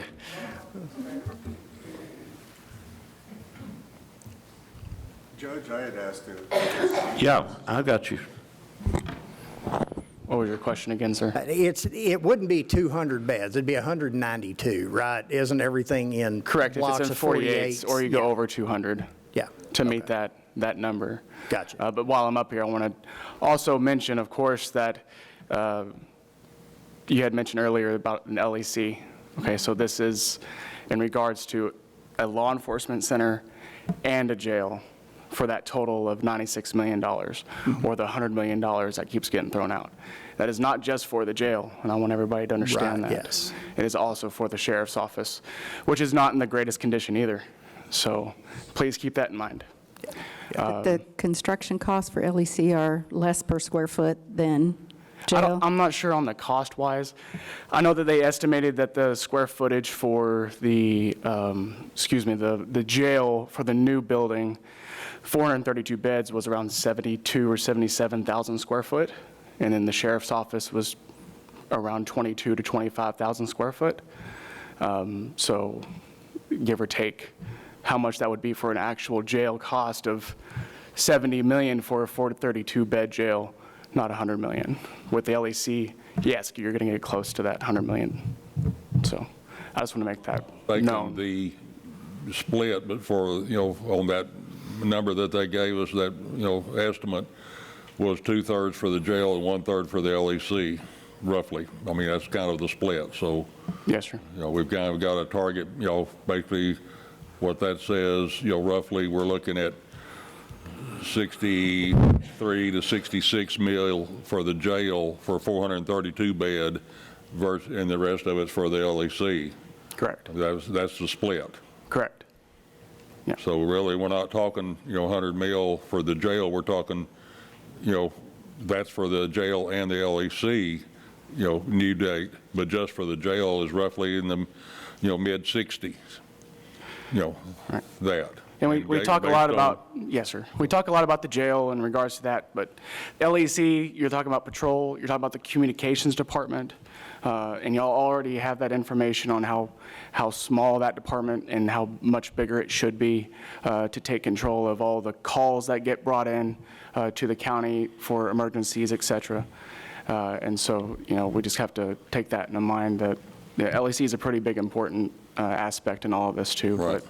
But, yeah. But I just want to make it understood that, that's, where the split was on the cost, because that's basically what's in the report. Right, correct. And when we talked about 200-bed expansion, if you want to expand this jail, understand that currently we have over 200 inmates in our system at the moment, so we're having to house out of county. We're about to talk about the more contracts with Johnson and Parker County. So we're going to have more inmates out of county spread throughout the state. You add an expansion of 200 beds, you want to move inmates over to that expansion so you can, try to fix what we have here. Well, you're still going to be housing inmates out of county while you do that, because 200 beds isn't enough to hold what we currently have. So also keep that in mind when it comes to expanding just 200 beds or more, whatever it might be. So, any other questions for me? No. Thank you very much. Okay. Sheriff, did you want to say something? Just if there was other questions that need to be talked about. Okay. Well, we have two citizens that signed up here. Greg Harrell. Judge, Commissioners, thank you for allowing me to speak on this issue, and I appreciated the fact that Pastor Mary prayed wisdom over you all. It was particularly in regards to this issue because it is an issue that really requires wisdom. We recognize that the current situation, long run, is obviously untenable and must be addressed. However, having said that, one of the things that you need to take into consideration as you move forward with this project in whatever iteration takes place is that what we are dealing with today in the business environment is no longer situation normal. Even consultants, the consulting firm that we hired for Hood County to do these studies, are lagging behind the reality of the situation that exists on the ground today. I just completed building a large commercial structure at my ranch, and whatever somebody tells you about taking on a large project, you need to probably take their estimate in terms of completion time and multiply that by 3. You need to take the time that it's going to take to acquire materials and the cost that they estimate for materials. You probably need to multiply that by a factor well beyond what the contingency was that was built in to our original bid process. You all have been facing this every meeting when people come up here and ask you for additional money to buy a pickup truck because they couldn't get the pickup truck in a timely fashion. We have to roll it into a 2024 model. You've heard this time and time again. This is the reality of business today. So what I would ask you to do is that if there is a possibility, like we've all been discussing here right now, where you begin to take a massive project and to move it into little bites, 100-bed additions. This was the wisdom that was considered and taken up in 1995 when that building was originally built. They put it in a place that would allow for expansion. Good for them. They anticipated that there would be additions made to that building in 100-bed increments. Good for them. And that's exactly the path that we need to go down, in my opinion, now. Rather than taking on the big bite, I'm going to tell you right now, whatever they tell you it's going to take, you can't find contractors to do the work today. You can't. I mean, that's just the reality that we live in. So situation normal no longer exists. The consulting firms have not taken that into account just yet because they lag behind reality. They really do. So I would just ask you to really focus in on this interim or this kind of a bite at a time approach to this, because I think it would be so much better for the taxpayers of Hood County, and it would result in a benefit that we would be able to, in a building that we would be able to benefit from much more quickly than building a huge project that would take a lot of time. Thank you. Okay. 5. Sharon Sealander.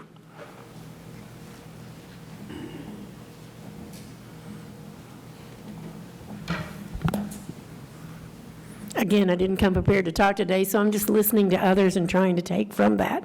One of the questions that I haven't heard is all these estimates are thrown out. What I'd like to know, is there an estimate on what it's going to cost the taxpayer if we do a $100 million jail? I don't think I've heard that. Maybe it has been, but I don't believe I've heard any estimate on what it's going to cost the everyday citizen if we move forward with that, because I think that's something everybody's looking for. Thank you. Well, I guess, do we have an estimate? Maybe I should ask that. I don't know that number off the top of my head, but you know what? Oh, do you? Yeah, I did a quick calculation. It's $1,700 per person, roughly, in Hood County. Every man, woman, child, $1,700. I think this is another big consideration that we really need to look at while we're making these decisions, is that, you know, with the inflation and things we're in today, your everyday guy is going to be really struggling if we continue to go up on their taxes. So that number needs to be put in. Thank you. Thank you. I don't have anybody else for number 5. Does anybody else think they've signed up to discuss number 5? Well, the way I read the item is, or request funding options and analysis from Hilltop Securities for a new 430-bed jail LEC. Ms. Kidd? Yes. Have you been talking to anybody from Hilltop Securities to see if they could give us any funding options or analysis? I need a number. Huh? I need a hard number. This is how much money we want to borrow. Or something pretty close to that. Without the hard number or something close to that, that's impossible for them to give. Yes, sir. Well, you have 3 different options here, and I don't know what to tell them. You have to pick a path before I can say, okay, this is the size they want to build, and it's going to cost approximately $65 million. Yeah, I think that was, the intention there was, are we going to do something less, or are we going to go on with the full project here? And so, right, like I said, I left it all on the table and figured we'd. I may be misreading people's comments, but I think based on the information we got back from the commission, it sounded like there was some agreement that we wanted to go for something smaller, but listen for if I misheard. Well, I guess one of the things is when we get something back from the plumbing people and from the structural people, I recall Mark saying that he's thought that the structure of the jail was really lacking. Do you recall that, Jay Riley? Mark had concerns about the structural sufficiency of the jail. So, you know, we may need to wait until we get the analysis before we go into asking them for the funding. You know, on the structure, that's important. I'm not obviously qualified to tell you one way or the other, so, but it wouldn't hurt to get a good analysis of that. I mean, it's not, as long as it's not too cost prohibitive, I think, you know, if we find out that the structure's good, then that should make everybody feel a little bit better to, you know, make it last a little longer. Okay. I'm with you, Judge. I don't know as though we need to make this decision today. I stuck it out there so that we could. You know, I wouldn't object to tabling it or, you know. Make a motion to table it and let Glenn go ahead and see what he can turn up first. You want to make that motion? I'll make that motion, yes, sir. Okay, Commissioner Andrews had made a motion to table number 5 until Glenn can do some preliminary studies about getting these studies are done. Second by Commissioner Wilson. Any further discussion? All those in favor say aye. Aye. Any opposed? Motion carries unanimously to table item number 5. Okay, item number 6, discuss and take appropriate action to authorize the county judge to sign the interlocal agreement between Hood County and Parker County for inmate housing. Sheriff Deeds. Judge, Commissioners, we worked and got this put together, got it back and forth from attorneys, and everything's good to go. Our county attorneys looked at it, so the cost is $92.50 per day in Parker County. They couldn't guarantee us anything. It's a day-to-day thing. Call them and see what they got available. They're needing to add on to their jail too, and plus they hold a lot of federal prisoners. So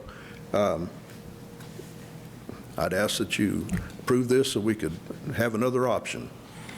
Because that is pretty steep, isn't it, $92.50 a day? So, but you just want to have it available in case you do need it? Yes. Okay. Do I hear a motion? I'll make the motion to authorize the county judge to sign the interlocal agreement between Hood County and Parker County for inmate housing. Second. Okay, a motion been made by Commissioner Samuelson for the county judge to sign the interlocal agreement between Hood County and Parker County for inmate housing, second by Commissioner Eagle. Any further discussion? All those in favor say aye. Aye. Any opposed? Motion carries 5-0. All right, item number 7, discuss and take appropriate action to authorize the county judge to sign the interlocal agreement between Hood County and Johnson County for inmate housing. Sheriff Deeds. Judge, Commissioners, this is another one. They added on to their jail, and they've got 1,100 beds worth over there now, but they are pretty full too, so they also said, don't know how many we can offer you at any given time, but so we'll call and check, and hopefully we can work things out. But it's another option, another place to take them, but the cost per day is $98 per day. It's a bigger jail, so higher overhead costs, but it's getting harder to find places that we can take them. Brown County is a lot cheaper than that, but there's been times when we've had to go out and pick them up from there and bring them back. Same with Erath County, same with Somerville, but that gives us more options, so. What did you say the amount was? 98 per day. In the agreement, it says 100. Page 5. I thought it was 100. Well, I messed up on what I wrote down there. Okay, 98, I had too many different plans on my, yeah. Okay. 98 is what they charge out in post. So, Okay, post is I'm sorry, 98. so, yeah. Not counting the drive, okay. Yeah, not counting the drive, so, sorry, yeah, I stand That's corrected. You all are right. correct, $100 per day. $100 a day per head. Well, like you said, we're not going Right. to use it unless we need it, so. Kind of a relief valve if needed, but Do I hear a hopefully. motion? I'll make the motion to authorize the county judge to sign the interlocal agreement between Hood County and Johnson County for inmate housing. Second. Motion been made by Commissioner Samuelson to authorize the county judge to sign the interlocal agreement between Hood County and Johnson County for inmate housing, second by Commissioner Eagle. Any further discussion? All those in favor say aye. Aye. All opposed, nay. Motion carries unanimously 5-0. Sheriff, you got another one. Item number 8, discuss and take appropriate action to authorize the county judge to sign a 5-year contract with HAAS Alert. First of all, Sheriff, tell us briefly what that is. What this is, over the years, probably in the last 25 years or so, as traffic keeps getting worse, the fire departments have looked at different things, like up in the Metroplex, they've had a system called Opticom that they have parts on a light and parts in their vehicle. Pretty expensive proposition. It's come down a little bit, but it's still way out there. So this company has come up with a different deal that wires in, like with my patrol cars, we have the Axon cameras in car, and it'll attach through that, and when you turn on the lights, then it triggers the system to send out a signal, fairly short range, but so as you're coming up towards an intersection, it lets people know in front of you, behind you, that something's going on. And on the new vehicles, 2018 and newer, most of them, I'm not going to say all of them, it comes on that console. It'll flash up an emergency message that something's going on. Also, it works with Google apps on the phones and a couple other apps, so whether you got an Android or Apple phone. So if you're listening to music, it'll come on and break into that, so you'll see what's going on, and you'll hear what's going on because it'll cut the music off too. So it's another option out there, and Texas EMS is going with it. They've already entered into an agreement with it. Glenn's looked over everything. I've looked into it. Commissioner Samuelson, I know you've looked into it, and like one of the things, the icons, that's for a road construction, and it sets up with a solar power deal, and it's really not going to work for a vehicle. But these guys, with the cost, the introductory price to get us in there that they would work it out is going to be $150 per car with just the basic deal. And so you should have got all that information, because they've got a couple different plans, but just to start with, $150 per vehicle, up to 20 vehicles. I'll pay this first year just to get it going out of my forfeiture money. And then there's a $500 setup fee. So it's really pretty expensive for what you get. And if we can help make people aware of what's going on and to avoid any wrecks, anybody getting hurt, then I'm all for it. We don't want people hurt. We don't want the deputies hurt. So that's the proposal, is $150 for up to 20 vehicles, and then a $500 setup fee, and I'll pay that out of my forfeiture this year. The reason I'm bringing it to you is because it's a 5-year contract to get those prices. So it's fairly inexpensive, but it's the reason we got it is for a 5-year contract. Anybody else have any questions or comments for the sheriff? If not, do I hear a motion? Wait, back here, Judge. Oh. 8. I signed up. Yes, Tina Brown. Yeah. How many I'm cars sorry. is this? How many cars? I got a million things. Does So anybody you're else only say gonna be that? in 20 cars? Surely you have more than 20 cars. The patrol cars that are out there running up and down the road, I've got investigator vehicles. Okay. Yeah, sure, I've got like 63 vehicles. Yeah, but okay, maybe so- 65. No, this is covering the ones that are running code, going to disturbances, to wrecks, to whatever Okay. need to. So Is that a 2020. month? And is that a monthly No, fee? that 150 is per year. Per year? Oh, okay. All right, that's all I had. Okay. Just talking to the people that use this in other counties, outside of Texas even, one of the benefits is, even if you're not using your navigation in your car, you may see the person in front of you move over, so then you move over. So they've seen a drastic reduction in fatalities from roadside law enforcement because of using this. So I think it's going to be a really good thing to save lives. Yeah, if you get the attention of a few people and then they get the attention of others, then it'll make the roads safer for the emergency vehicles. So Yeah, that's I what we're think going it's to really find good. out. Good deal. Okay, do I hear a motion? Yes, I move that we authorize the county judge to sign a 5-year contract with HAAS Alert for the systems in the vehicles. I just need to amend the motion to say that it needs to be contingent on approval of the consent agenda, the sole source consent agenda. Yeah, since we got it at the end of the agenda today, doing all the miscellaneous first, and it's on the next part after all of this, so. So there's a sole source that will be approved in the consent agenda. Okay. You got that handled? All right, no problem. Okay. So with that amendment, so do I hear a second? I'll second. Okay. All those in favor, say aye. Aye. All opposed, say nay. Motion carries 5-0, Sheriff. Thank you very much. Okay. Item number 9, consider and take appropriate action to award the emergency management shed contract, RFP 2023-002, to be paid from Fund 101. Mr. Glenn Tillman. Good morning, Judge, Commissioners. So the proposals for the emergency management shed were opened April 6th at 10 a.m. And the gentleman mentioned earlier, it is difficult to find contractors. Despite every effort posting this on our bidding platform, on the website, in the newspaper, and sent to every metal building contractor I could find in this county and surrounding counties.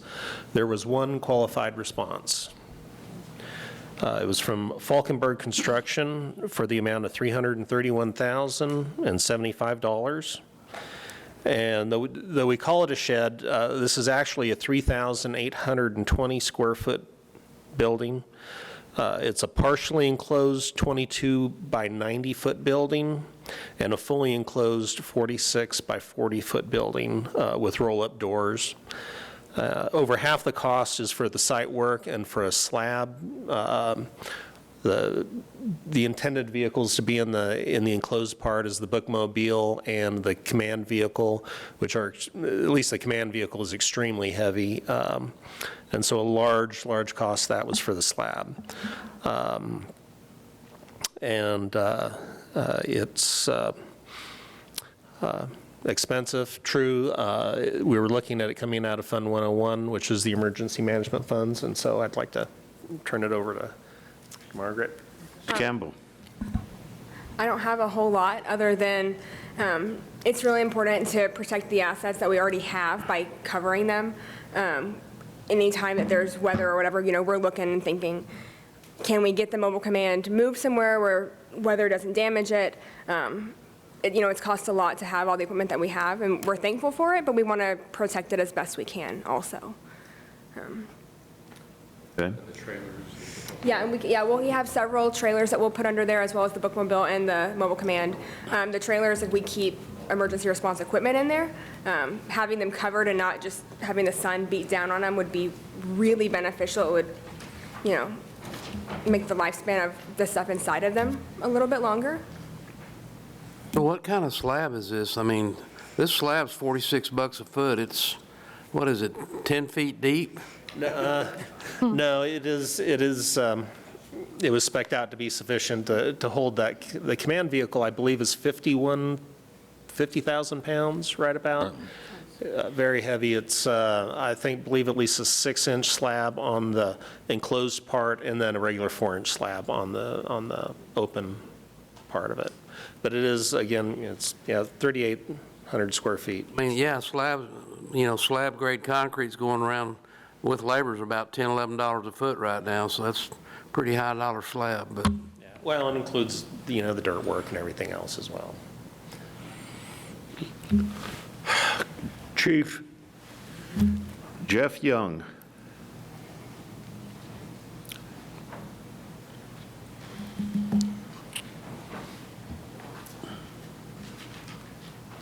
Judge, Commissioners, it's with great conundrum I come to speak to you today.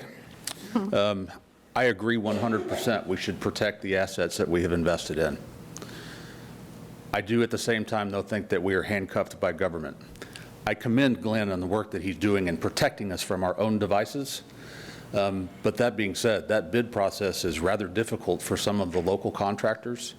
When I was first tasked with this job to find a way to protect these vehicles, I talked to a local builder.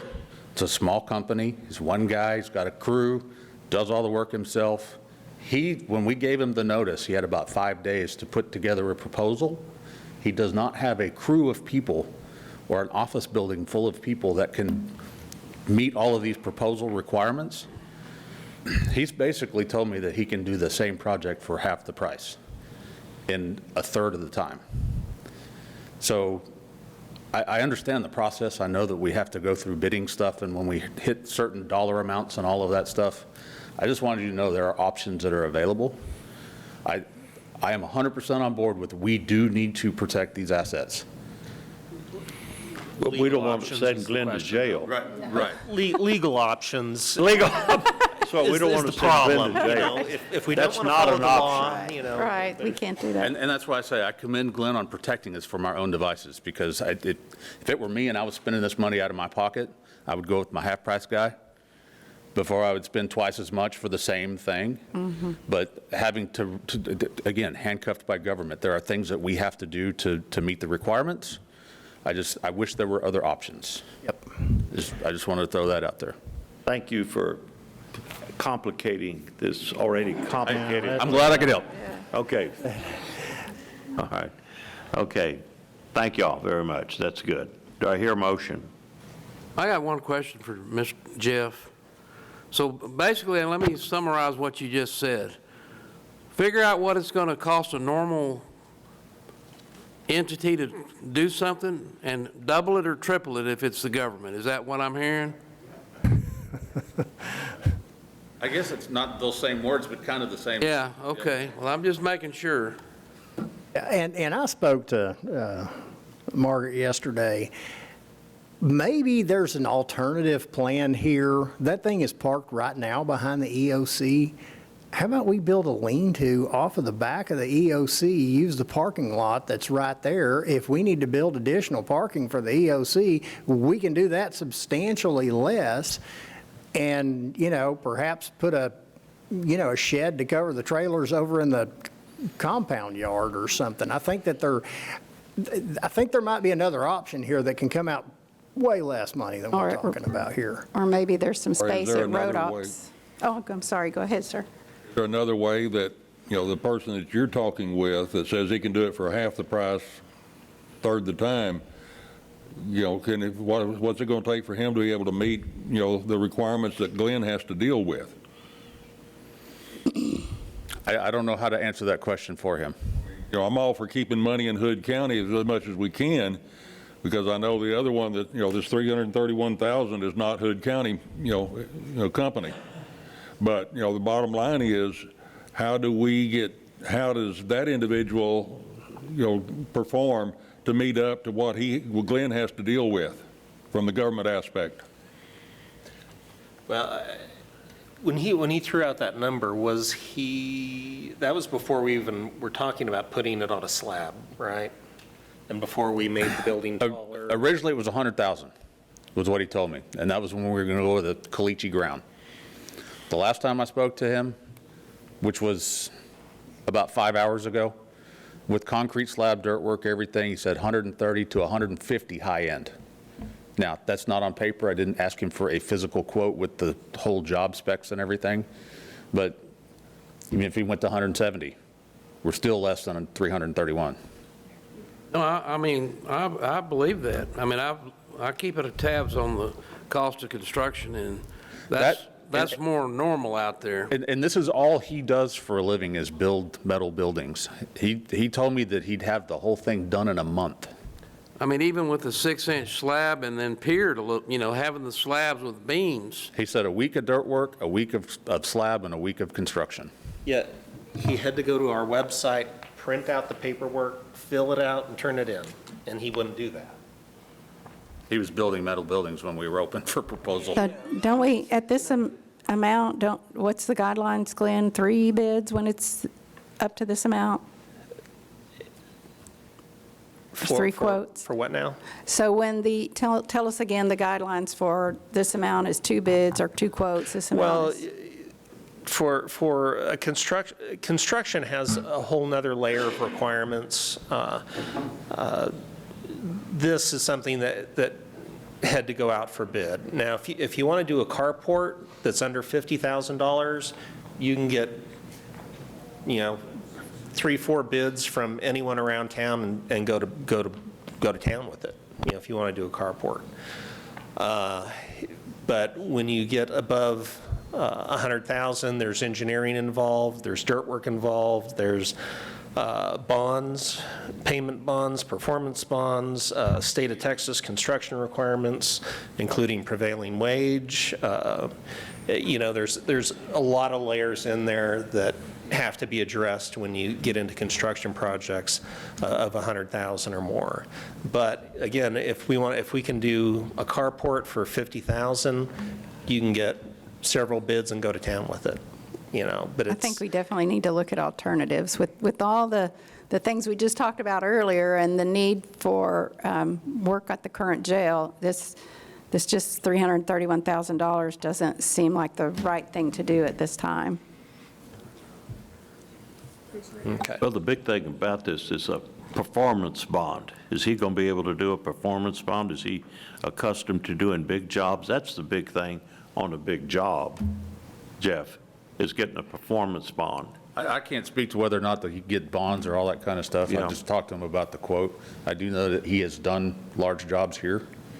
But as far as his business end of that thing, I didn't really interrogate him a whole lot on what he can do or can't do. I say let's punt this thing and go back and look at other options. Like I said, maybe build 2 buildings, lean-to off the back of the EOC, and I know, another shed to park the trailers. Shed, Yeah. sorry, that sounds like talking about $100,000. That's not a Yeah, shed. don't call it, hey, Commissioner Andrews, please don't call it a lean-to. That just doesn't sound good. But I do agree with y'all, though. It's really hard to identify whether or not the bid is reasonable when you only have one. Right. So being able to look and maybe get some other options, get some other pricing, probably would be really helpful. This might be a totally reasonable bid, but we don't quite know when we only have one. Right, So. I agree with you. Well, and again, we went to extensive efforts to get it out to especially everyone in the local area. You know, literally, they had to go to the website, print out the paperwork, fill it out, and turn it in. You know, we try to make it accessible to everybody, far and wide. I mean, And time will tell, but what I'm hearing from commercial construction with the cost of capital being around 7%, that there's a slowdown in construction due to the cost of capital. Big companies are not investing, they're waiting till the cost of capital comes down. So, I mean, we'll see. I mean, time will tell. I'm not going to predict the future, but the signs are there. And again, you know, to avoid the lean-to terminology, but, you know, a carport, you know, that may be an option as well that can fit, you know, several vehicles rather than 10. The command center and the bookmobile need to be enclosed for, not only from the weather, but for protection from vandalism and you know, stuff. So, and that's the reason I started, you know, this discussion, you know, several months back, number one.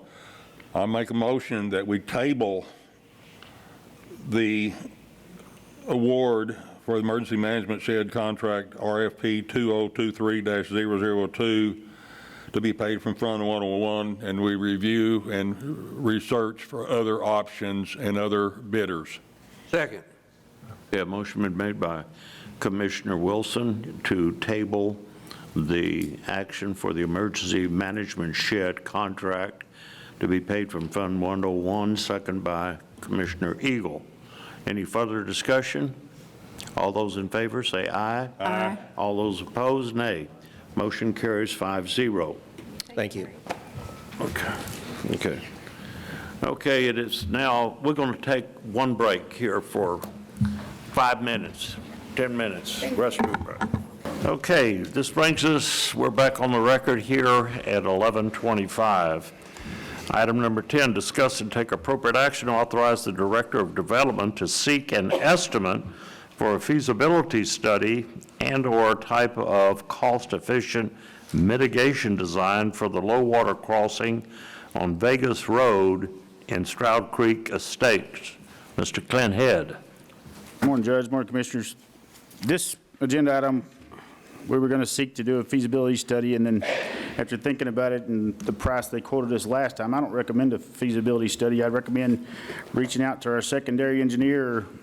I've seen we have the RFQs on here. If we have a different engineer by the time we get to it, to just ask them to give us a proposal to do a design for a culvert that won't move, or maybe an alternative way out, because you are dealing with the floodplain and you can't raise the floodplain more than 1 foot anywhere in the floodplain. So if you ask for a feasibility study, they're going to tell you you need a bridge.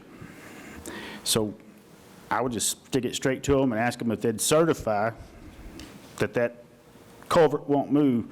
The deal is, most engineers, they're going to tell you the worst, you know, the most stringent thing, because they're putting their liability on the line. If they put a culvert in there and it moved, they're not going to stamp it. They're going to tell you it needs a bridge. So I recommend we reach out to the secondary engineer, if we change engineers, to, because we've already got an opinion from our primary, to ask for a proposal to alleviate or mediate part of the problem.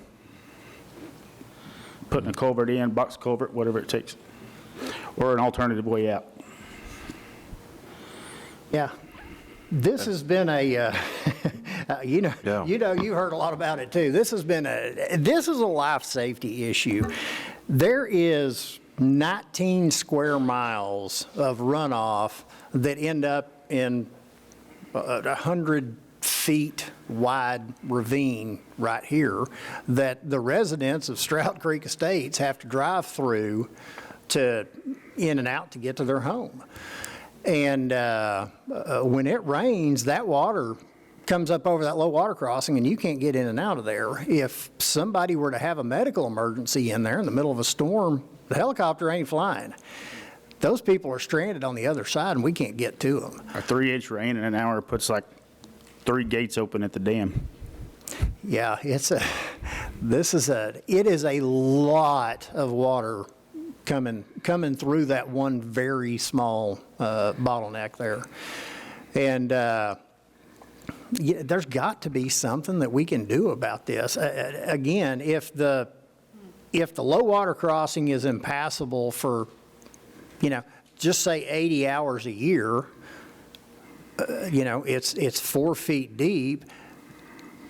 If we put culverts in there, if we can get something, again, the issue is there's so much water coming through there that this has to be specially engineered to stay in place or it's going to wash out too.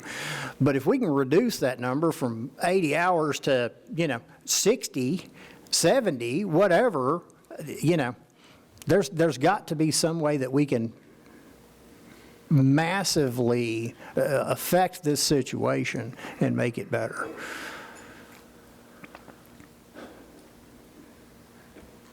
You said get another engineering report. The primary engineer has said that you. They've already told us, they've told us twice it needed a bridge, so I don't think they're willing to give you a price for a box culvert. They say what the bridge estimate was? About $2 million.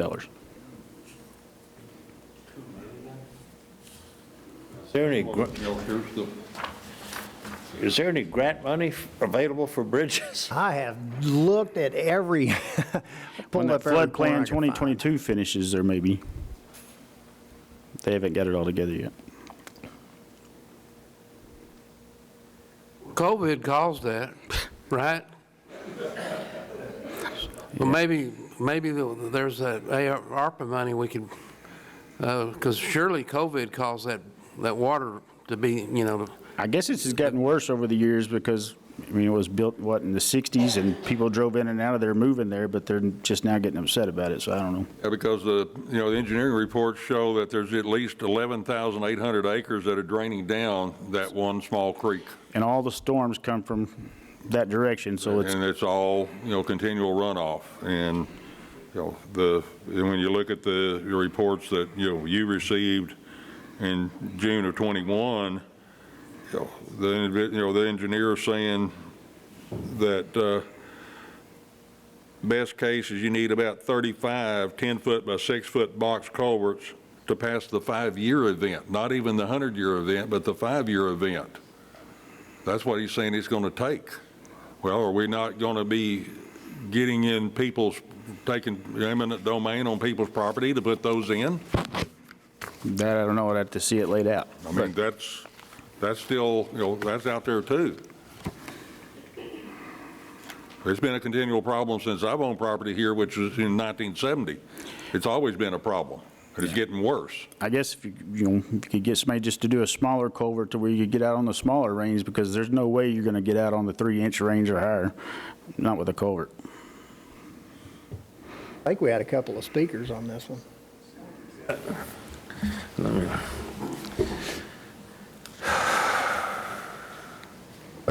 Yeah, Jeff's raising it.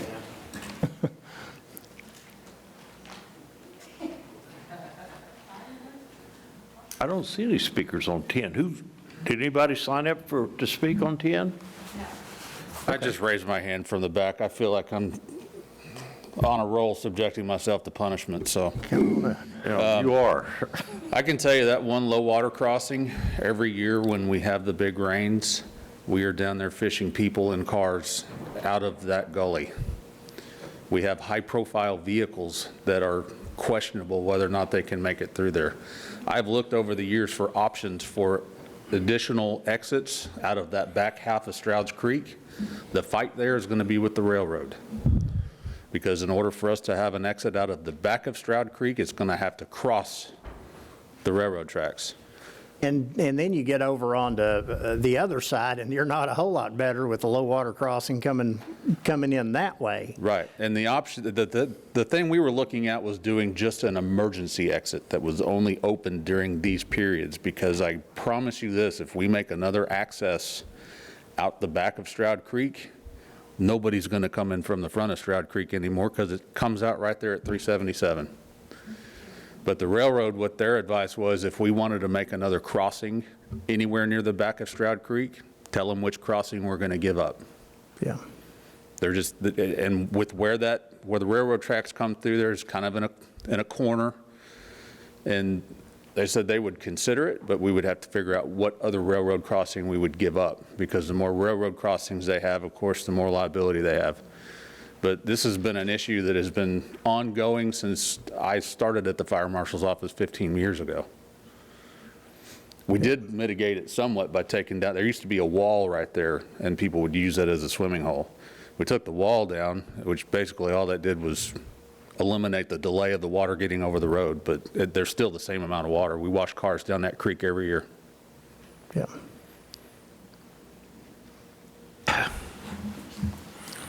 I did a lot of studying on this, a year or so ago. There's an access easement that went with that property that we just platted a while back, the big track in there that wasn't ever platted, and now they're going to go through the city to subdivide it. There's an access easement that goes out across that railroad and underneath the railroad trestle. You have that option.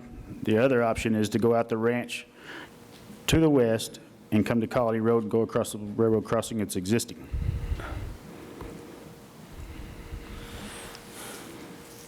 If you could get an emergency access easement from the ranch, I mean, I know it's not the Black Ranch no more, but what is it called? The double T.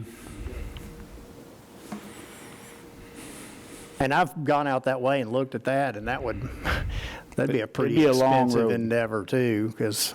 But it's probably cheaper than a bridge.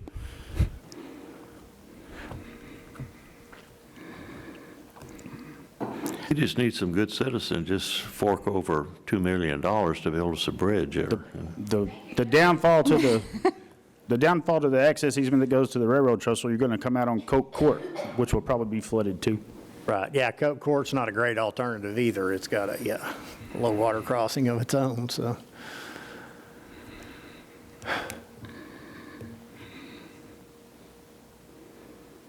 Whether or not it was, as Commissioner Eagle said, caused by COVID, the ARPA funds are available for infrastructure and roads.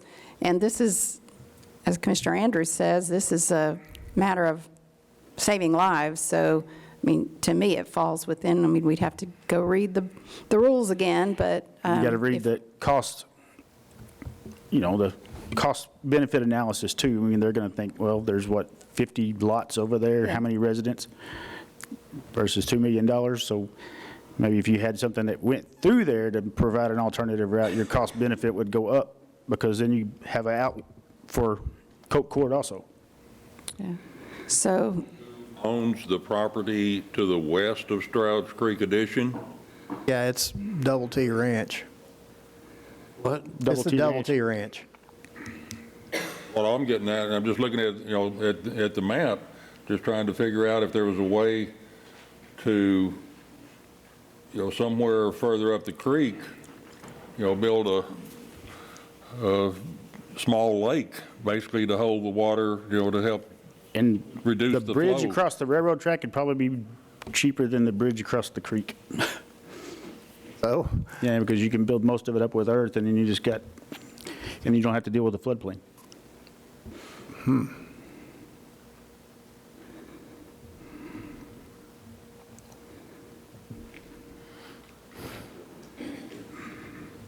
Or Do we have an opportunity of a closed crossing somewhere, or, because that is, it was designed to have the road ends at the railroad track in the back. That is, I mean, as you were saying, the railroad will require another crossing to be closed if you create a new crossing. So is there some? if you create an at-grade crossing.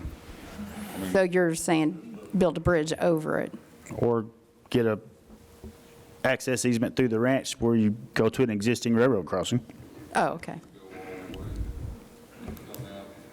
So it sounds like we have some options. And there will be some winding in and out of the ranch because of the valleys and the gullies. So That's on the south side. But that's what I'm talking about. Yeah. So if you come out of here, we get a road, coming out of Krause Creek, going this way, you don't have to cross the creek. But you still got these people over there. Do you want to make a motion, or does it need some more studies? I would like to see if there's something that solves part of this problem. Again, I don't know if there's an option here where we can, we can deal with 4 feet of water, because it gets to 4 feet of water a lot of times. Is there something that we can make this passable at that point? If getting the whole... Tyler. Who? Tyler Scott. He's an engineer. Oh, where is he? Did he leave? Who? Tyler Scott.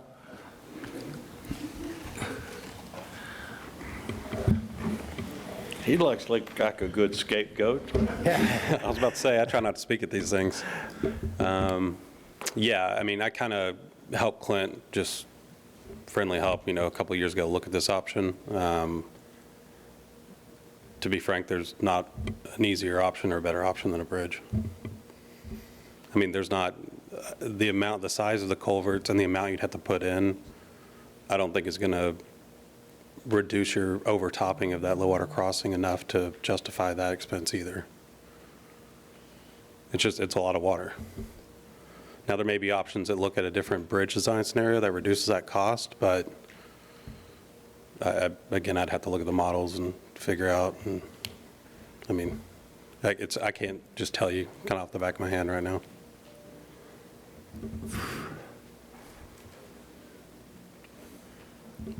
What about the bridge across the railroad? Do you think it'd be cheaper than the bridge across the creek? Because you can do most of that in earth. Pull the microphone closer to your Oh, mouth. sorry. I have no idea which would be more expensive, because again, it probably depends on your span across the creek compared to your total span to get the height above the railroad crossing. So I don't know if structurally, I don't design bridges for a living, let me be clear. I'm a land development engineer, so I'm the dumb civil engineer, for lack of a better term. So I think you'd have to look at what your abutment takes, your height to get over the railroad crossing, and then compare that to the total span across the river and the cost for that structurally. And it's probably going to be in a wash or close to a wash once it's all said and done.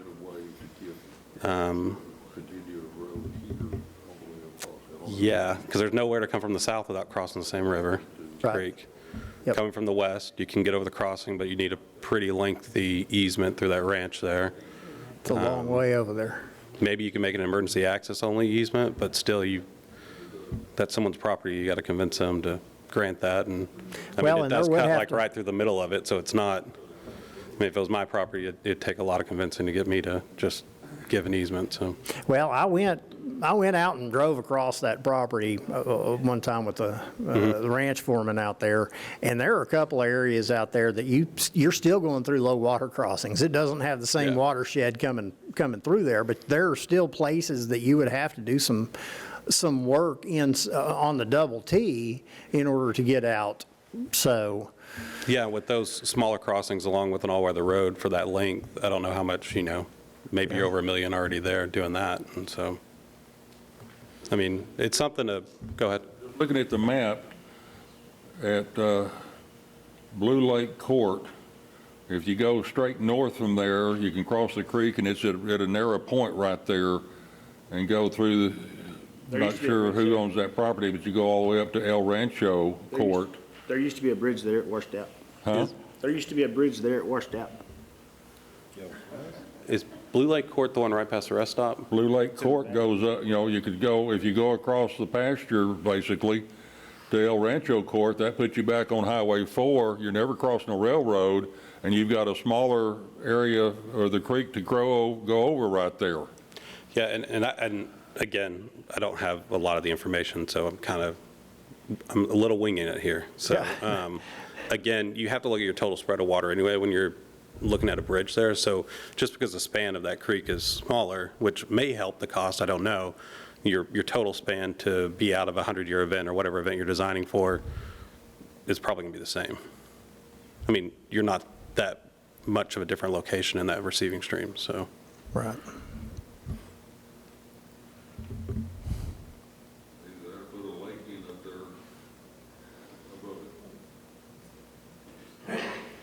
I mean, Everybody benefit from that point. What happened to the bridge, Clint? It washed out. Washed out? Yeah. There's still pieces of it there. Remember that? Do you, Donald? I've seen the runs of it, yeah. I've seen that water there. That water is, it's powerful. But there is already road that goes to where the bridge used to be. I mean, I know it rips through there pretty well and very fast, so.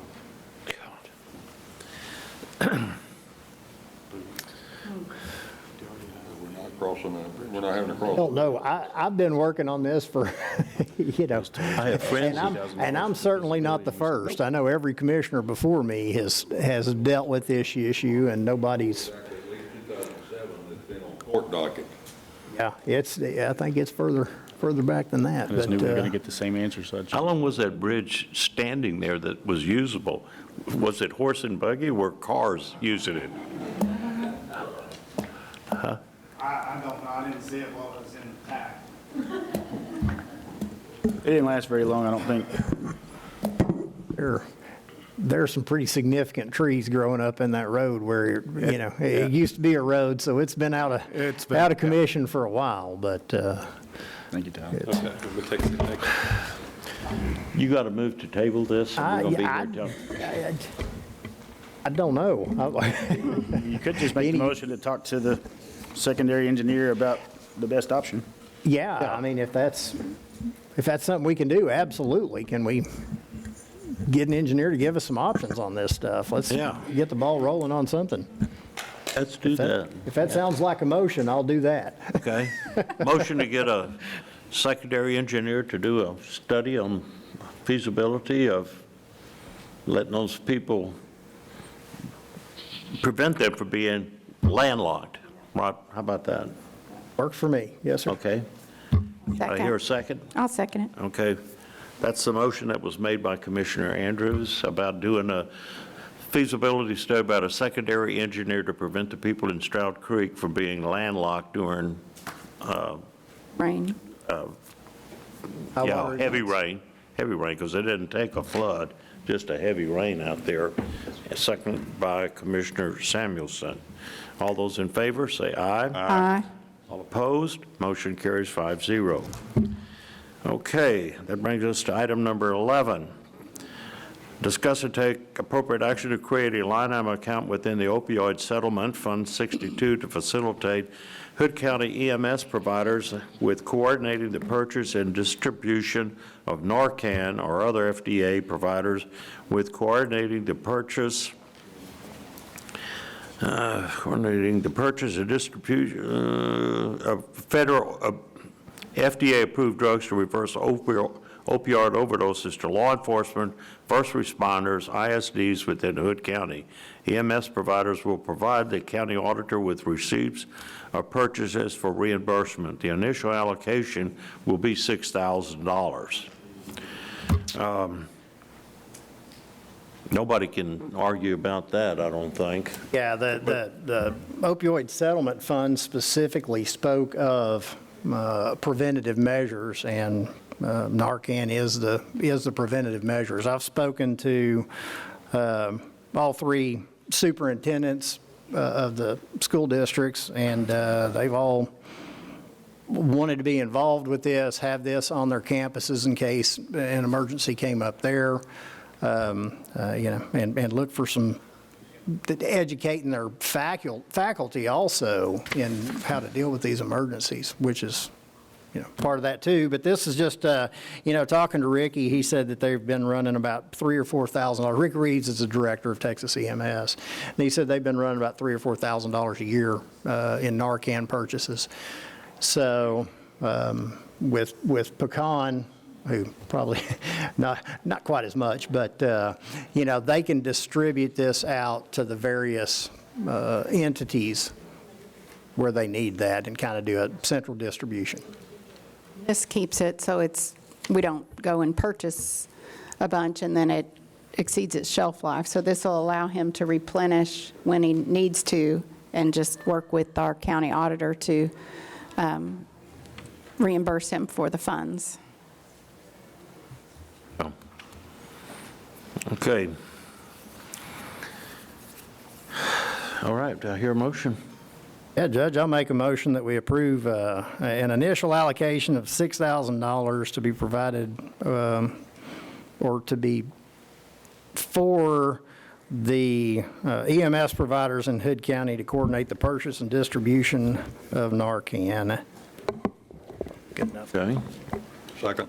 Okay, motion made by Commissioner Andrews to facilitate a line item account within the opioid settlement fund, 62, to facilitate Hood County EMS providers with purchase and distribution of Narcan, and for the first initial allocation of $6,000. Second by Commissioner Wilson. Any further discussion? All those in favor say aye. Aye. All opposed? Motion carries 5-0. Okay, item number 12, discuss whether or not Circle B RV Park is in violation of development regulations and/or the submitted site plan, and if so, take appropriate action to seek remedy. Okay, we got a bunch of speakers. Oh, go ahead. Please kick it off. I've talked about this numerous times, but we always find a way to shape it back into what somebody else says or whatever, and we don't listen to the facts. So since the last meeting, I discovered a folder that says RV Park Regulations Background Material. In this folder are printouts from advertisements of RV parks and city ordinances from 2 cities that are the main backbone of Hood County's RV Park Regulations 611. The one thing every one of these documents in this folder have in common is absolutely none of them are in Texas. I mean, they're not even in a county in Texas. The regulations may be legal in the city of Fruitia, Colorado, or the city of Westport, Washington, or whatever city it was in California, but it doesn't make them legal here.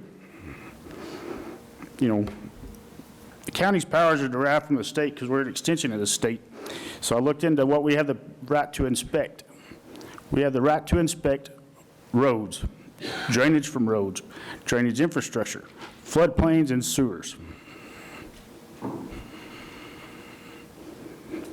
Private property is private property.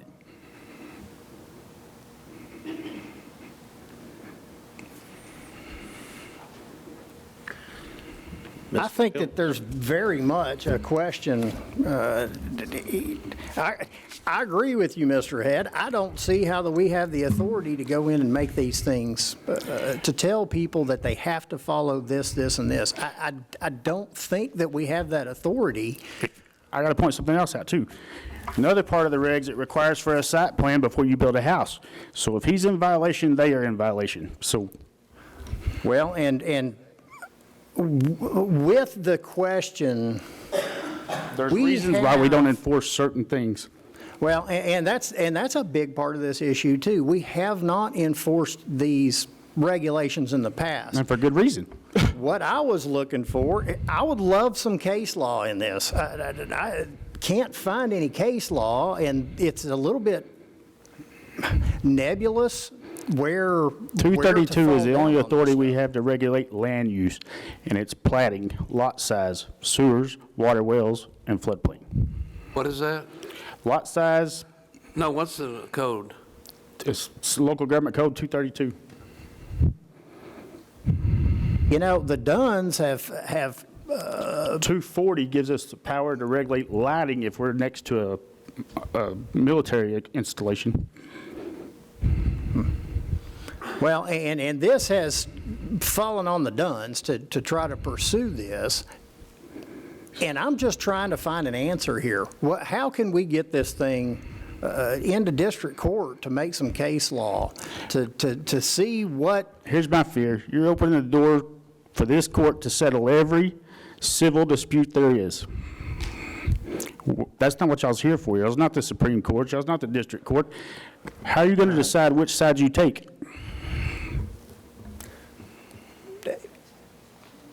You're right, but I think that, you know, by having the regulations, there's some expectation that we enforce those regulations. So, I mean, I absolutely see everything about this, and man, I'm not smart enough to figure out what the answer is, so that's. Well, let's hear from some of the people that have signed up on this thing here. Ryan Dunn.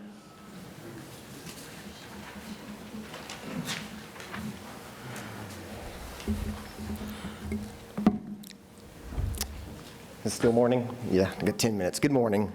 Thank you for letting me speak. First of all, my name is Ryan Dunn. I live at 15313 Margarita Court, and I made a mistake on my paper that I submitted. I said that I was against this. I'm actually for the enforcement of Hood County's rules and regulations, and I would just like to clarify that. Well, first of all, I just wanted to say there's a plethora of rules not being followed by the Hood County's rules and regulations, and I submitted that to everyone in an email to Commissioner Andrews, which I hope submitted out to everyone else. In my opinion, regardless of where the rules came from, it was adopted by this court and should be enforced by this court. I'm going to touch on 4 things that are really big to me, even though there's a plethora of other things. This is a residential rural area in northwestern Hood County where I decided to buy a vast piece of land and make my forever home, which is now being commercialized.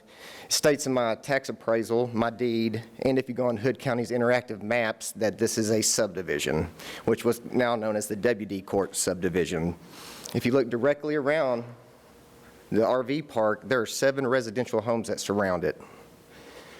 And if we go further on in the agenda, there actually is a development discussion about the Star Hollow Ranches, which will completely encompass the RV park with residential areas. And I know that it says that there's no subdivisions in Hood County, and that's fine, but that's still what every piece of paper that wants me to pay money states, is that we are in a subdivision. Another issue that I would see is pretty big to me and my family is that the entrance and egress, there's supposed to be 2 different ones.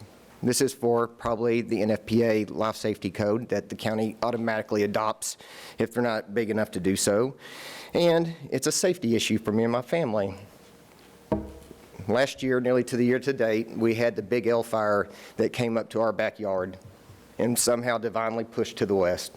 I can't ask how that happened. I don't know how it happened, but it did touch the land of the RV park. So these regulations are for the safety of the people to get out in case of another issue like that. And as well, the road width is not substantial for 2 RVs to pass at one time. The width is not great enough. It does not meet the standard. The road and parking pads states in the site plan will be asphalt. It says it on there, black and white. It's not. It's gravel with grass growing through it, which is another thing to the Big L fire, is a safety hazard. As well, if anybody looks up the NFPA on RV fires, when used as long-term living, the chances of that catching on fire is a public safety issue if you have not researched that. This again also on the life safety code. The roads to enter and exit the RV park are gravel. And as well, the service building that is required on the site plan and in the rules and regulations is not on the property. It states that that's where there's I guess a public laboratory and where they can do their clothes washing and other sanitizing effects, which is not in there as well. There's also no fencing or buffering. When I walk out my door, I get to see an RV park, and in your rules and regulations, it states that there is buffering, landscaping, something to beautify what I have to look at or what I don't want to look at. Again, it's just barbed wire fence and cattle gates. I have a minute, so I'm going to go ahead and wrap this up. In closing, you know, I'm the citizen here. I'm the citizen that's paid if you look to date, it's April. I got to pay an equivalent to 3 times my tax bill for my home and my property, and I haven't even received the new one for 2023 yet. This is not a financial burden me and my family should have to take on. But since nobody else won't stand up for us, we have to stand up for ourselves.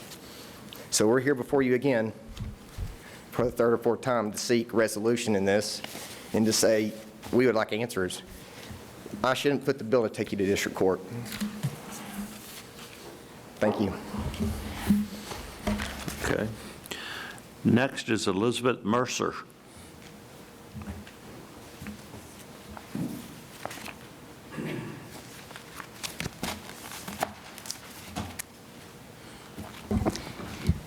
Well, I guess I'll say good afternoon, since it's close enough. So my position on this has really not changed. My complaint has always been the very same one. The road leading into Boswell Court off Star Hollow is a substandard road. It is not going to sustain the kind of traffic, if that RV park becomes successful, that it just won't. You can't even pull multiple stock trailers up and down there. When Speedy Richardson had his Quentin Horse place down there were constant potholes, so bad that my husband even volunteered go down and put caliche in them just so we wouldn't mess up our cars.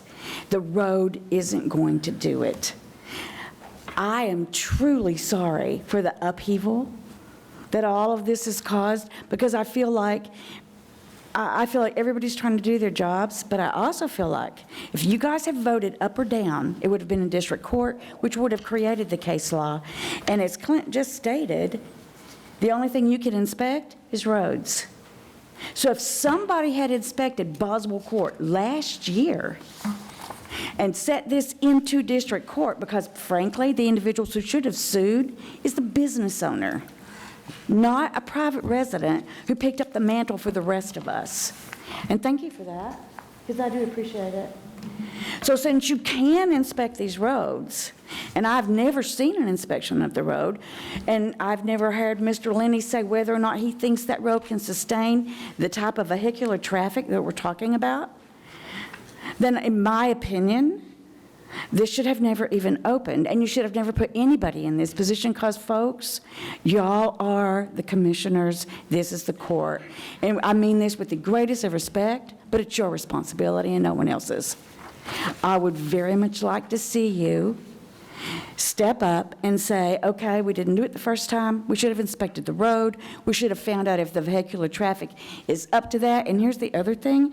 We've had almost a 3-hour meeting basically talking about funds in Hood County. Well, you know what? The Hood County Road Fund is contributed to by everyone, and I wonder how many citizens would be happy about constantly repairing a substandard road for a private business. I hope that you will take this into consideration. I really appreciate your time. Okay. Next is Shayna Dunn.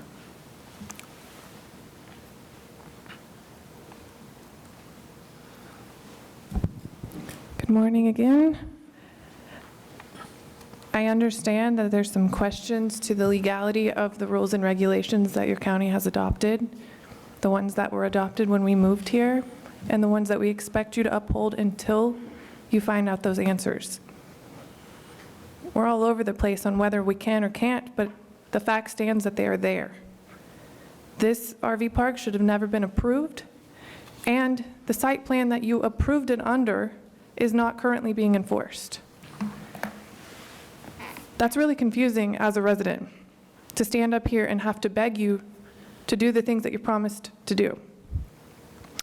Again, I read this during the workshop, but I'll read it again.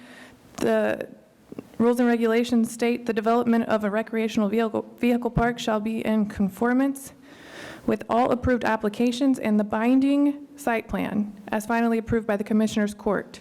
Any development, use, or density which fails to conform with the final approved site plan shall be deemed a violation of Hood County development regulations. If we look at the rules at the site plan that was approved, you'll see several things not being enforced. He was allowed to open without so anybody can submit a site plan and then do whatever they want. Is that the precedence that we're setting? by saying that we're not going to enforce these things, you'll see that there's supposed to be asphalt, there's not. You'll see another major concern is the entrance and exit are supposed to be separate. They are supposed to have a 28-foot wide opening on each one, which is right here in the site plan, and then it can go down to 20 foot on each. It is nowhere near that right now. As Ryan mentioned, the service building, this isn't even touching on the rules and regulations that were broken before inadvertently approving. And I do believe, Mr. Judge Massengill, that your words during the first approval was that this was a matter for district court. And while I do agree that we all need answers, because you have one side saying it's not legal, and you have another that has the rules and regulations that your citizens expect you to enforce. So if that is the case and you don't know the answer to this, and this is a matter for district court, then I ask that you take that on. That is not my responsibility. I would like to wash my hands of this and trust that my county will do what they need to do. And in the meantime, I would expect that the site plan be enforced and followed.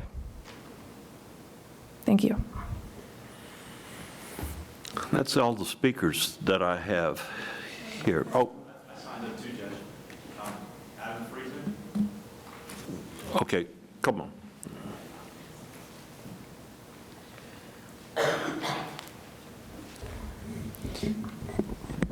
Thank you, Judge. I can introduce myself, Commissioners. If for some reason my slip didn't make it to the front, but my name is Adam Friedman.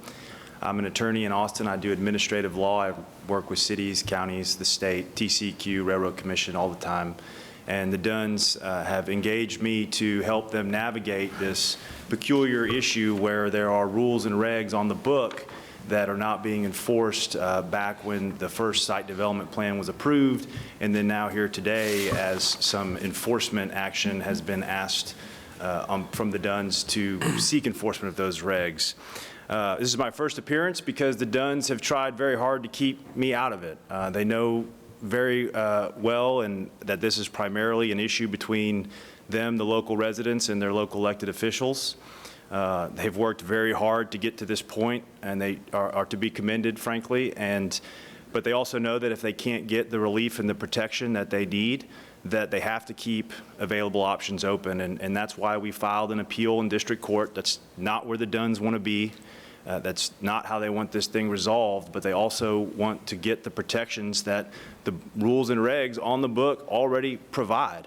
And there's an issue of enforceability there, and that's why I'm here today. That's why it was prudent for me to attend today for the first time. And the issues that are raised in the lawsuit, in the appeal, it's just an appeal. Technically, it's a lawsuit, but it's just asking the district court judge whether or not the county upheld their rules or not. And the issues are pretty similar to today. The rules are very clear on the books that there has to be an entrance and an exit of a certain width. That's not happening. There has to be an 8-foot fence around 3 sides of the RV park.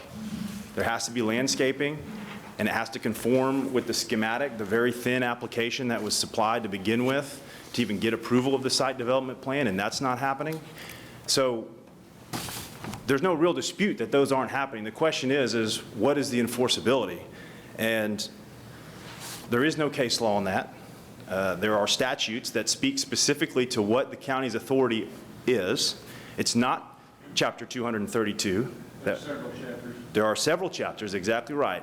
And Chapter 232 that was referenced is about the county's authority to regulate subdivisions, which there is an Attorney General's opinion that would classify an RV park as a subdivision. That's been cited in the new proposed rules that I've seen a draft of. But that's not really the authority that should be focused on by the county, and it's Chapter 231 of the Local Government Code. And that is County Regulatory Authority, Chapter 231, County Zoning Authority, Subchapter K. Subchapter K is titled Development Regulations in Hood County. Section 221 of that, the legislature finds that without adequate development regulations, the area in Hood County will be developed in ways that endanger and interfere with the proper use of that area as a place of recreation, to the detriment of the public health, safety, morals, and general welfare. It's just a finding by the legislature. That doesn't convey or grant any authority. But the next subsection says, subsection B, the powers granted under this subchapter are for the purpose of, 1, promoting the public health, safety, peace, morals, and general welfare. That is a very broad basis for the authority that's being granted. Still not the authority, but that is the premise that the legislature found for granting this authority to the county. Here's the important part. I think Mr. Clint said that roads, drainage, and sewers, that's it, Chapter 232. But Chapter 231.223, development regulations generally. The Commissioner's Court of Hood County may regulate, number 2, population density, which is specifically referred to in the Hood County regulations. Number 4, the location, design, construction, extension, and size of streets and roads, another authority for road regulation. Number 6, the location, design, construction, extension, size, installation of drainage facilities, and other required public facilities, also specifically referenced in the Hood County regulations of RV parks, other public facilities. 7, the location, design, and construction of parks, playgrounds, and recreational areas. Broad authority there. So whether or not there's authority to enforce these rules for a required fence or landscaping or the roads, there is a lot of statutory authority here that at a minimum provides that authority to do so. And prior county commissioners and county judge obviously agreed because it was under this authority in which these regulations got adopted to begin with. Now, if this court does not agree with that prior decision, there are certainly mechanisms for reversing that. But they also have the tools under Chapter 231 to enforce the regs on the books. And it's almost mirrored to what the prior Commissioner's Court adopted for the enforcement under their regs. It's a misdemeanor. It's a $500 to $1,000 fine per violation, and for every day that it's in violation is another violation. That comes straight from Chapter 231, 229. The ability to enforce and levy a penalty for violations of those rules. So yes, we're in district court. A lot of this can get resolved today, and I don't think that the Commissioner's Court has to vote to file its own lawsuit to find out the answers. The appropriate action should have been to deny the application for the site development plan from the beginning with. But now the decision is to enforce these rules, levy a penalty, give the RV park an opportunity to comply if that's what the Commissioner's Court would like to do. But if and when they can't, it's time you can seek an injunction to stop the operation of that RV park until compliance with those rules occurs. And at any point in time, if the RV park operator disagrees with the interpretation of the court's authority, which is crystal clear, at least in the language itself, they then can challenge the court on whether or not those penalties and those violations are appropriate. And then the DUNS can monitor that, and they can get an answer to the questions without them having to be driving the bus on this thing. And frankly, that's how this operates from a state level. Anytime there's an enforcement action from the Railroad Commission or the Texas Commission on Environmental Quality, it's the operator that comes before. I represent many of them. And we explain, we describe the authority or what is not appropriate penalty, and we go from there.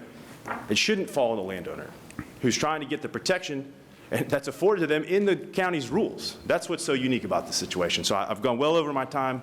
I appreciate you letting me do that. It's very kind. I'm here to answer any questions, but there is a path forward today that resolves a lot of this, that doesn't open the floodgates for solving every litigation dispute in the future. It doesn't open the floodgates for what to do about every other RV park. If someone has a complaint about an RV park that they're not complying with the rules, then they can bring that, and the commission can decide at that point. This is not an invitation to go out hunting after RV parks. Just like the state of Texas and all the agencies that have enforcement actions, they're complaint-driven. If the staff is capable of making those inspections, which they have the legal right to do, those come up at that time.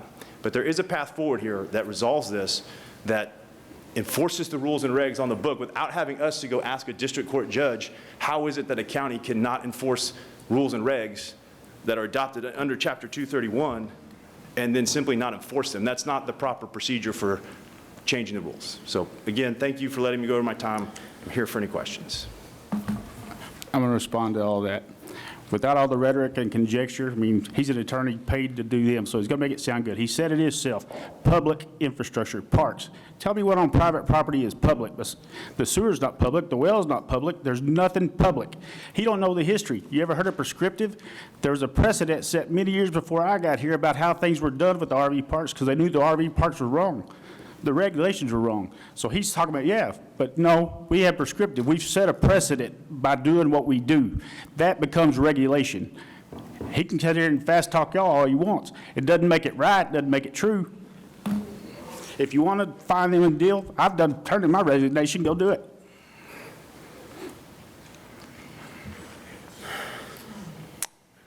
Okay.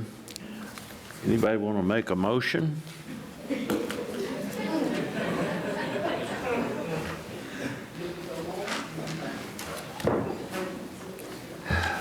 I got a question for Mr. Is it Friedman? Yes, sir.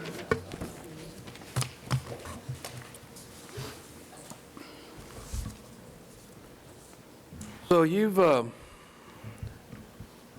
put a lot of ideas on the table, and you know, my position initially was our development regs say what they say, and folks out here should be able to rely on it. Things have progressed as they have. The RV person is out there putting something in place now. So are you suggesting, or I'm trying to make sure I'm sure what you're asking us to do.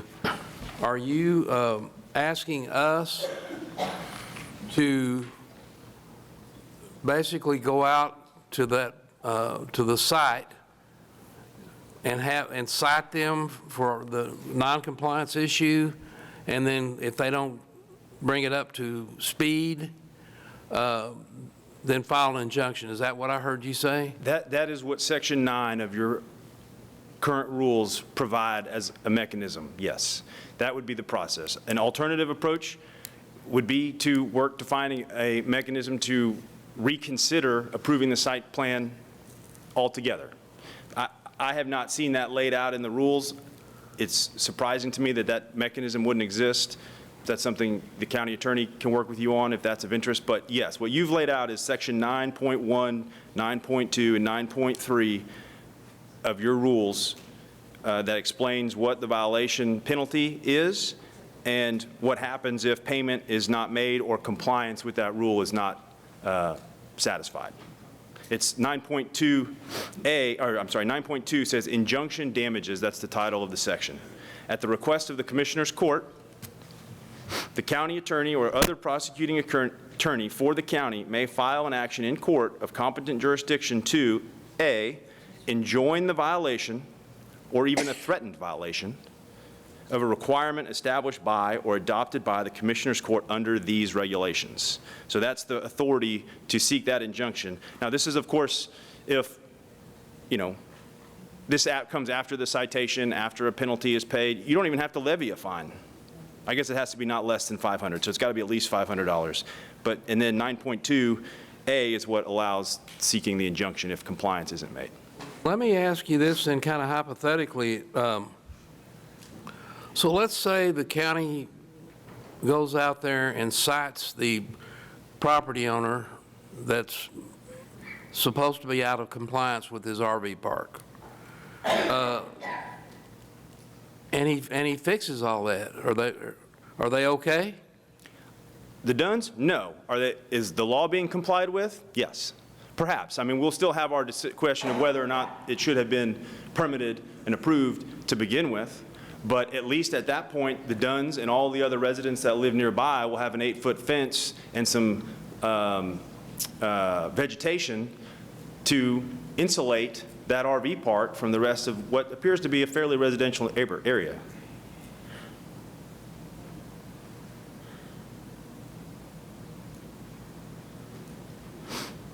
Thank you.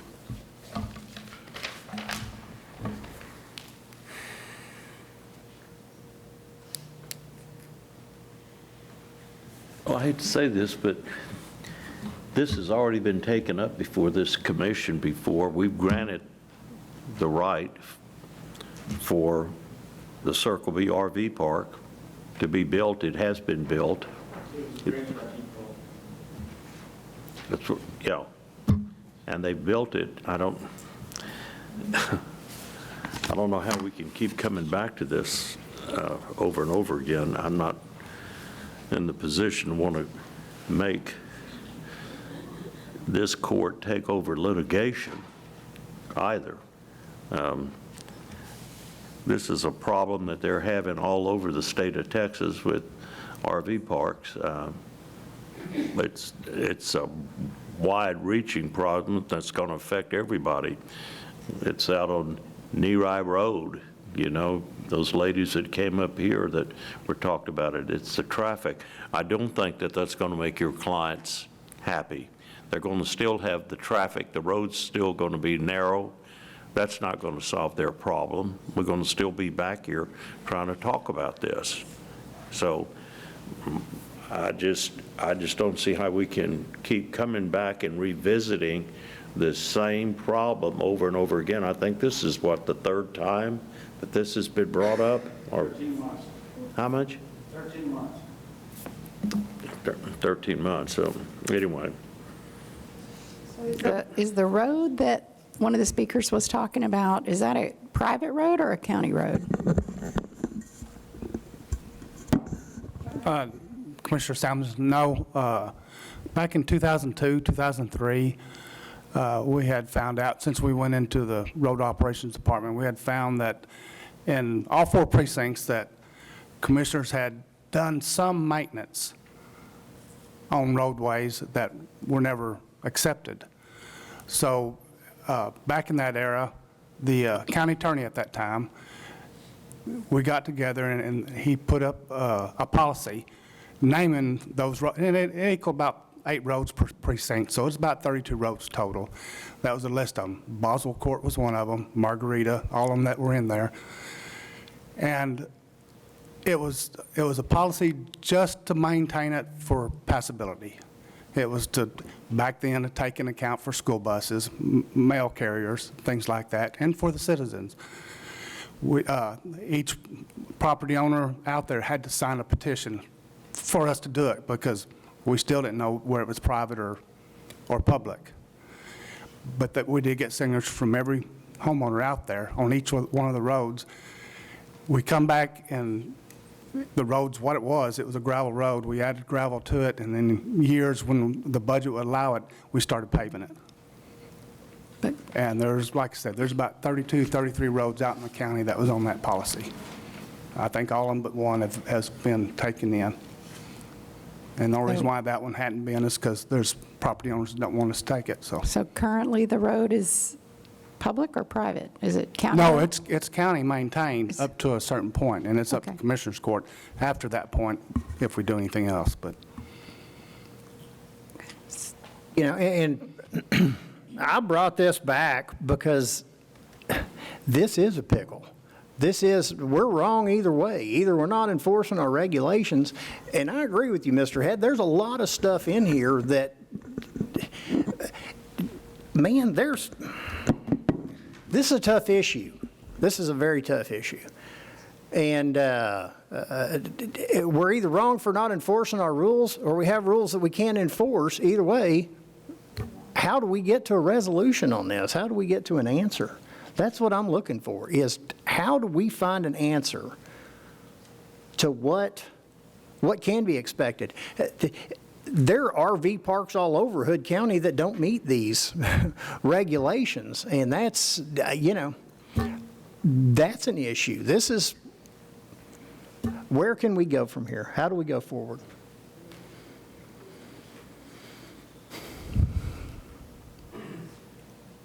Well, I think I mean,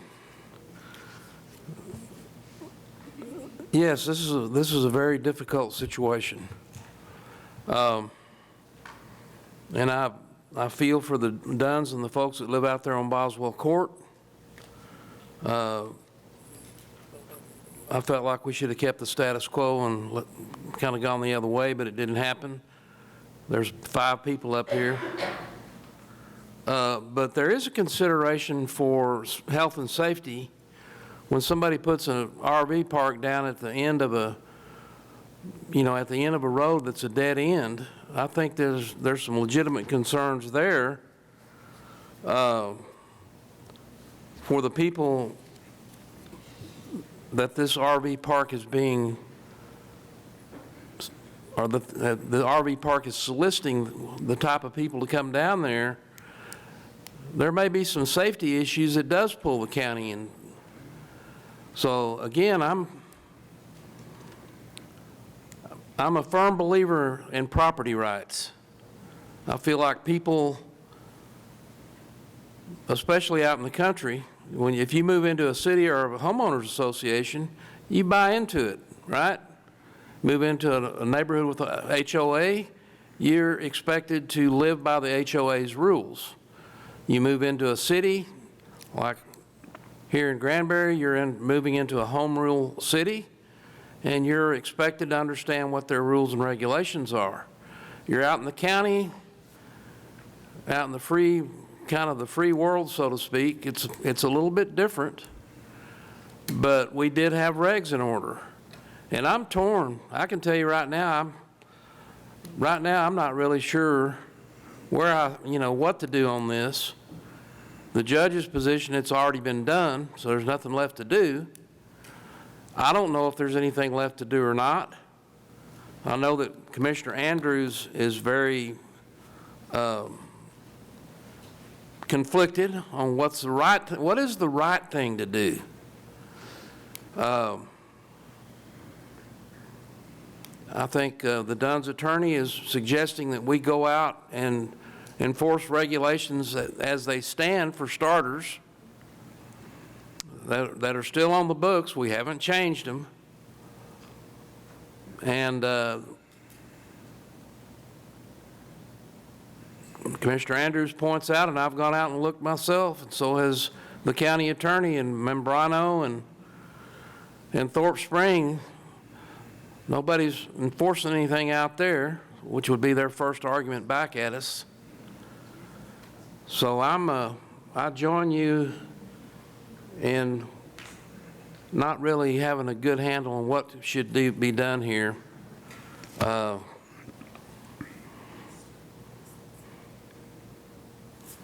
Sorry. I want to hit on the health and safety. I've heard y'all mention health and safety codes so many times, and we talked about it the other day. That's under the Code of Federal Regulations. How development regs are done, or how any order is done, on the very first of it, it gives you legal standing. You say what you adopt. In our development regs, we list what we adopted to get those development regs. Nowhere in those statutes we adopted does it give you the power to do the things for this RV park. Health and safety code, if we had the power, which probably falls under fire protection or fire code, we've never adopted it. I know you said it's been 13 months, and I know you're working on replacing these, but no matter what happens with the current situation, we need to ensure that our development guidelines comply with the Texas law so that we don't get to this point in the future. People, I agree with Commissioner Eagle that people need to be able to rely on the procedures and guidelines that we publish.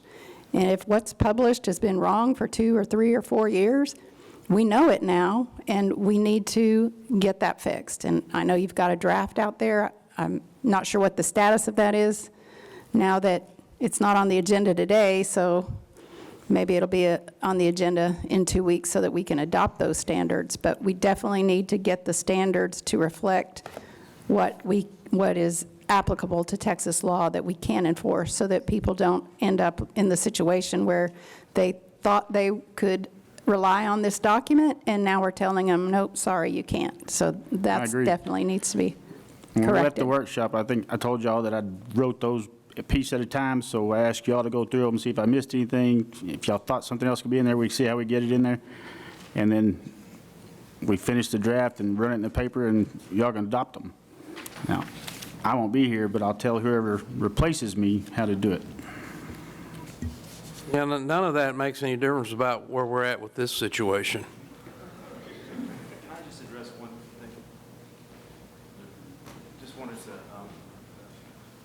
echo what Commissioner Samuelson was saying is, in the Health and Safety Code, in the Local Government Code, Chapter 231, which, by the way, is the very first citation in the rules that are adopted as the authority for these rules, is Chapter 231 of the Texas Local Government Code, which encompasses public health and welfare.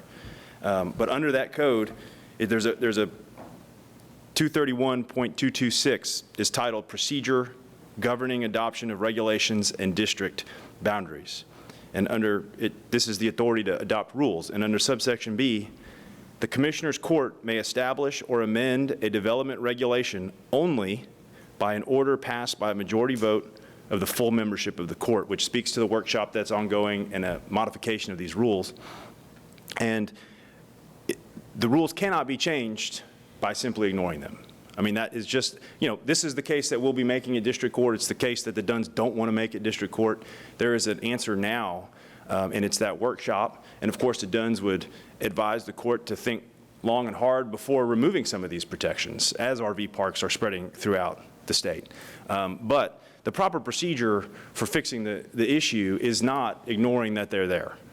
And as unfortunate as it may be to write a citation or enforce a rule that's on the book, that is the legal proper procedure. And I don't know what a district court judge is going to do, but that is going to be at the core of the next step that I think all parties would like to avoid if we can. And maybe we can talk offline with the county attorney on how to do that. But in terms of the procedure that's on the books, it's the enforcement mechanism, and the road is front and center of that because there's a requirement that it's at least 40 feet. And I know there's some question about whether that road itself is 40 feet or whether the right-of-way is 40 feet, but what is the health and safety concerns with that road that's not quite as developed as the Star Road, that's a little more commercially viable road, from my understanding, and that Boswell Court just quite isn't the right road or wide enough under the rules. So it is a pickle, but there is a path forward, and certainly a workshop and careful thought about what these rules will look like going forward is a big piece of this. I think I'm pretty well versed in 231 and how they're adopted. I think I told y'all a year ago. What he's just told you about a 40-foot road, it's a 40-foot right-of-way is what it says. That's a 50-foot right-of-way out there. Now, y'all can adopt all these city ordinances that you want. I'll put them back in there for you when I leave. If you get that attorney to sign that he's responsible for any lawsuit and he pays for anything whenever you go to court over it.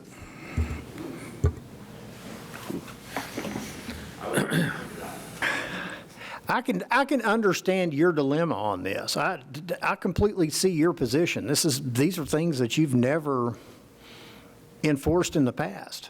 This, like I said, this is a train wreck.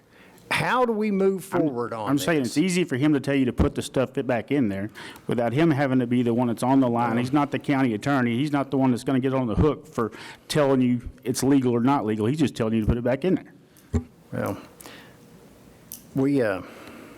Seems to me that the district judge is going to rule on this pretty quickly. Is this thing set for trial? Being an administrative appeal, there's no trial per se. There's an oral argument, but it will be before 2024, right around then that we get a decision, because there's a briefing schedule and it takes time.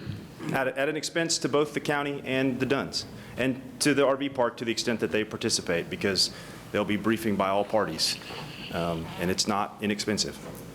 Well, if it's administrative hearing, even that's not going to be the end of it. I'm sure there can be an appeal from the administrative hearing back into the district court after that.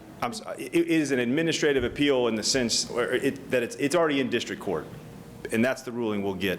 It's an administrative decision by the county court, just like we were appealing an agency decision. So it's an appeal of the decision to approve the site development plan that's currently pending in Hood County District Court.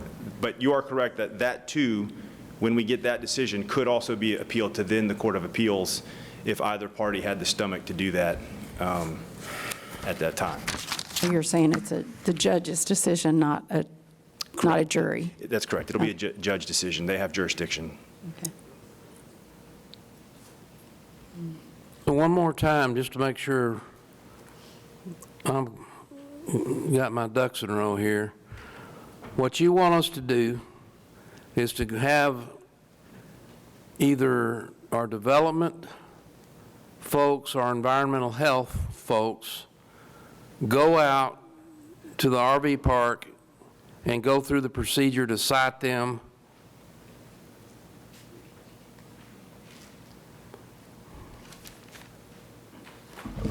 To go out there and follow whatever our procedures are, to cite them for noncompliance with our current rules. And they can either go into compliance or not. And it depends on which way they go. If they go into compliance, are we done? If they go into compliance, then this particular Excuse the pun, by the way. would be done, yes.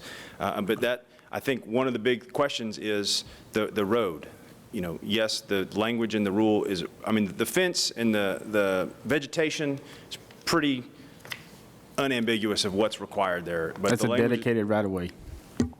The language of the rule for the road, or I'll just read it, just so that,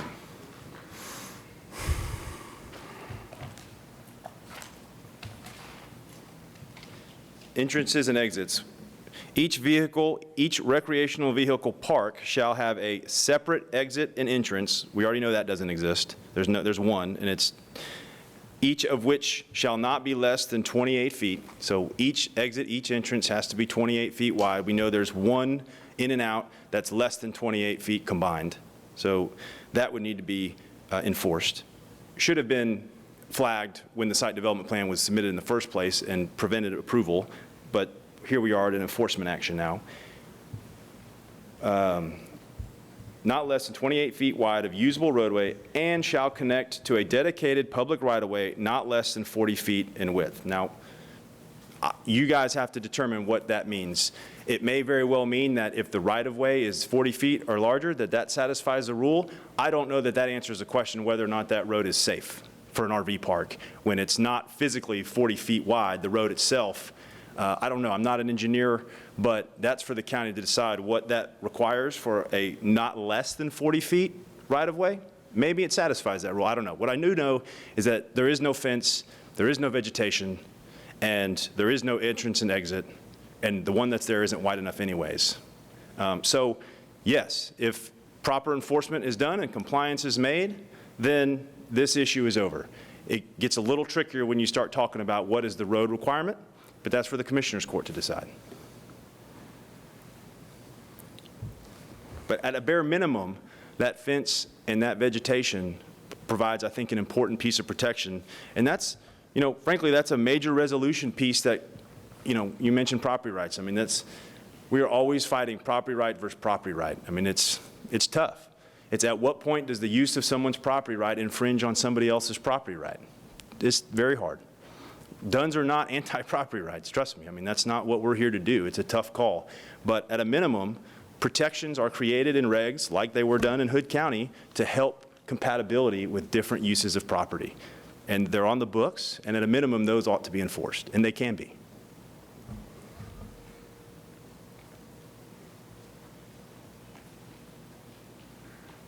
Call for a motion. You make a motion to table this or what? Well, this just said discuss, so I don't know if there's, Now, there's, down there underneath it, it says take appropriate action to seek remedy. okay. I'll make a motion that we go through with enforcement to get this thing to move forward, to put this into the court system, to let these decisions be made. I'll second. Okay, we have a motion by Commissioner Andrews that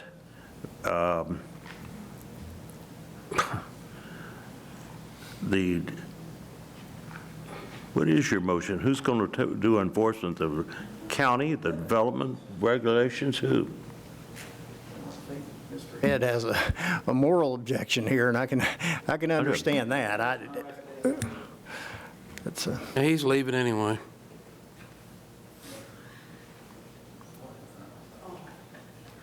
Okay. So who is, Mr. Mills, help us.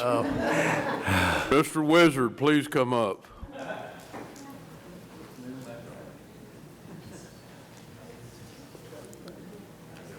Okay, yeah, I guess I'm not really on board with your motion, Commissioner, and here's a few things that drive that.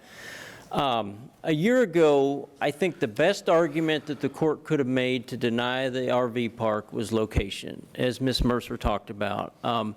It's unique compared to the ones that I've visited in that it does wind through a pretty residential-ish neighborhood, however you want to define that, on a pretty narrow road that goes back a ways before you can get to it, and there's only one way in and one way out.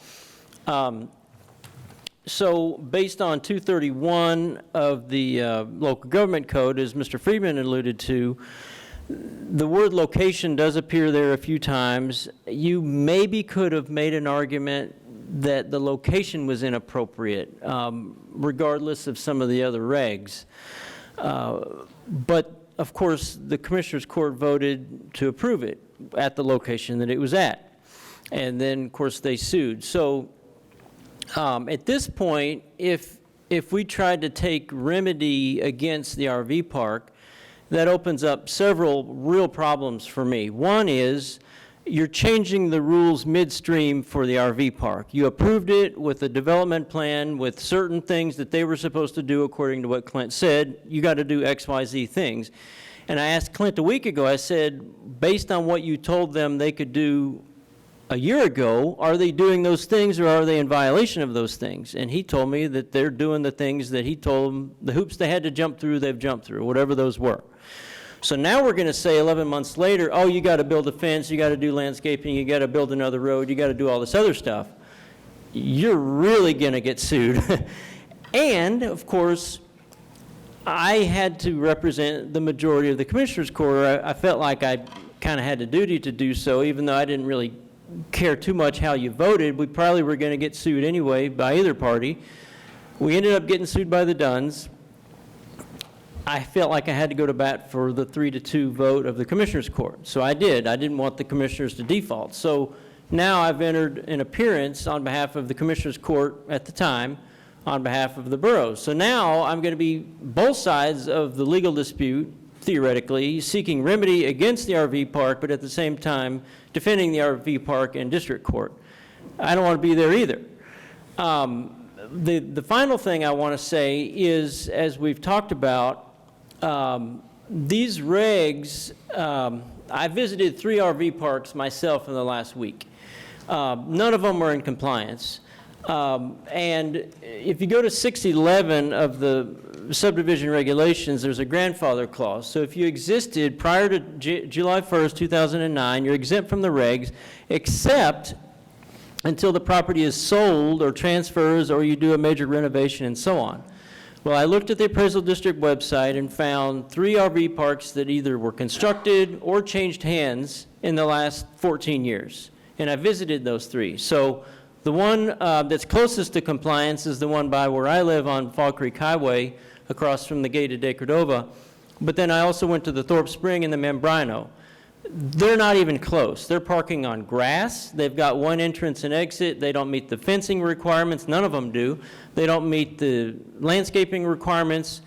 And I feel if we're going to be even-handed, me and Clint or Clint's replacement and Jeannie, whoever, we're going to have to do a massive purge. I mean, there's regs in here that say that you can't stay beyond 90 days at this RV park. Well, I've got to go see their contracts and see how long people are staying in all these RV parks. And I mean, there's going to be major upheaval if I go after the borough park at this point in time based on these other regulations. So I'm extremely reluctant to follow through with the motion that's on the table for those reasons, if that makes sense. Okay. In a nutshell, step back and let the district, or let the current case.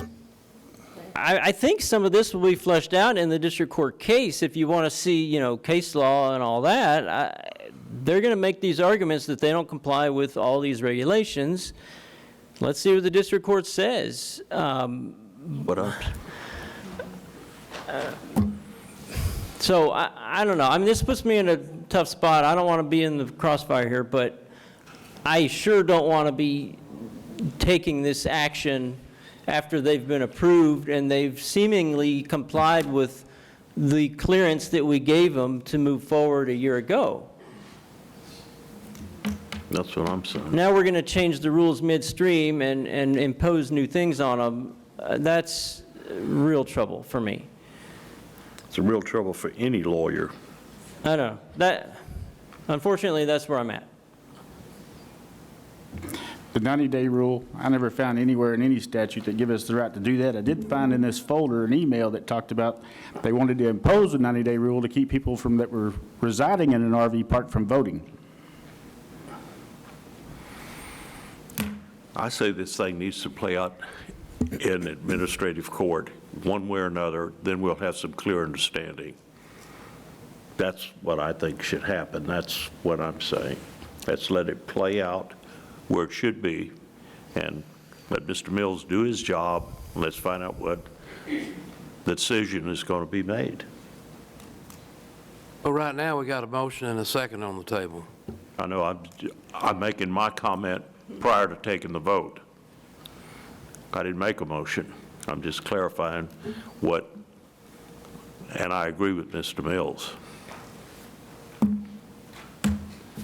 Okay, so I asked you, how should he word his motion? You just said a motion to enforce. Who's going to enforce it? Hood Right. County? That was my question. Yeah, that's. And I really, Judge, I try to go to bat for the majority of the court, as I did in this lawsuit. You know, if y'all want me to do something, the majority, I'm in a real pickle if this is a majority vote to seek remedy and put me on the opposite side of where I've already had to be from the prior vote from last year, in addition to the other concerns that I've raised. So that's about where I'm at.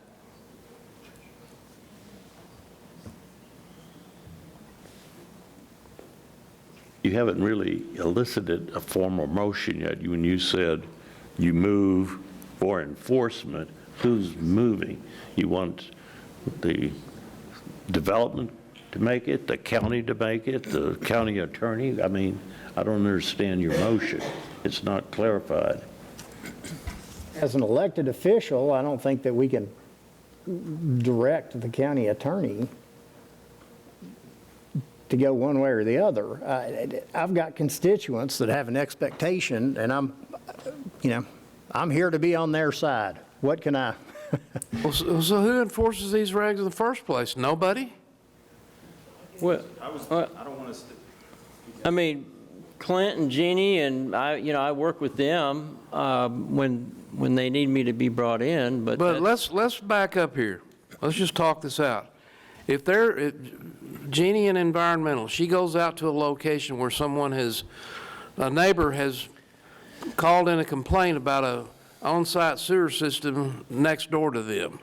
Jeannie goes out and inspects it and finds out that their septic system something's wrong with it.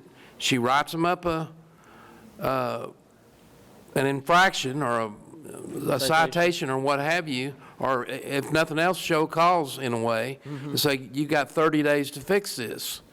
So she's the enforcement arm on that, correct? Right. Well, what about development? Is there anything with development that do you ever go out and take any enforcement action ever, have you? Yes. Yeah, we actually, to give a quick example, filed an injunction on an RV park in district court 2 years ago, a year ago? For being in the water quality district. The location in 231, subchapter K, is referring to in relationship to the lake or the river or the streams. If you're in the water quality district, it's prohibited unless you're on public water and sewer. So yes, we do enforce that. The whole location statement in 231 is based on relationship to the lake for the watershed. Nothing else, not roads, not rural, not residential. We don't have a residential district. So yes, we have enforced the water quality district because we will be in big trouble if we don't.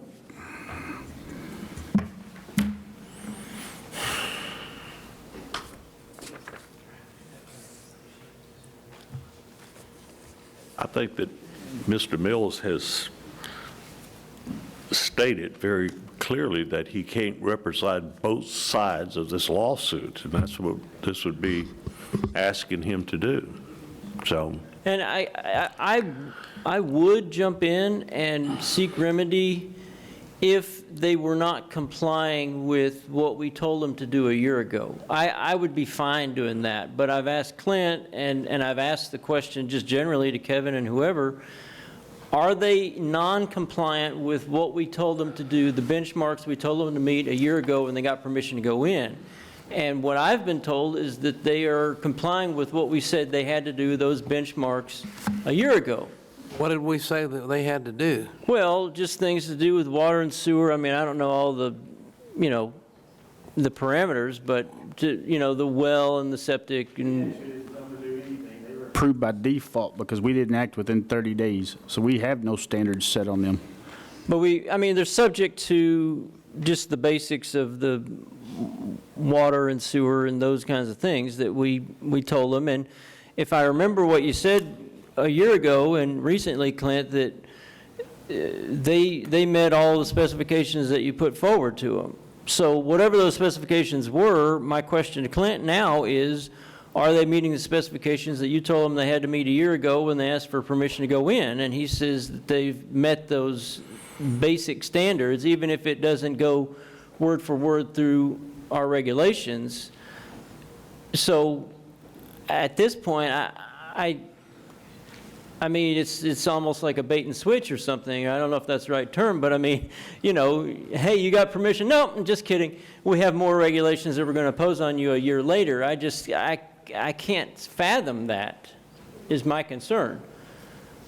Well, I have a problem with the idea that Clint, the development guy, could go out there and make representations verbally without having some kind of guideline to go by, because otherwise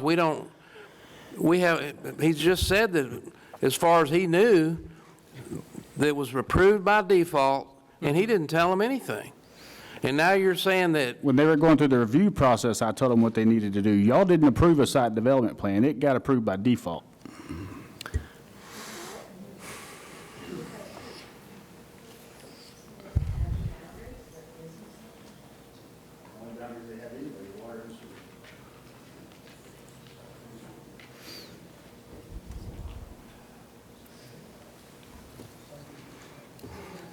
Can I go sit down? Mr. Mills, let Yes. me just ask you this. The way the situation is presently, the way you got the situation right now, where all sides have done, isn't it the best thing to do is let the decision be made by this administrative body? Isn't that the quickest, best way, cleanest way to get a resolution of this? I don't know what else we need to do or can do at this point, that they have the permission to build the park. It's the only legal thing we can do at this time.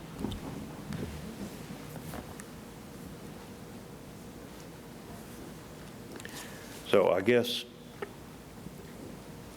you made a motion.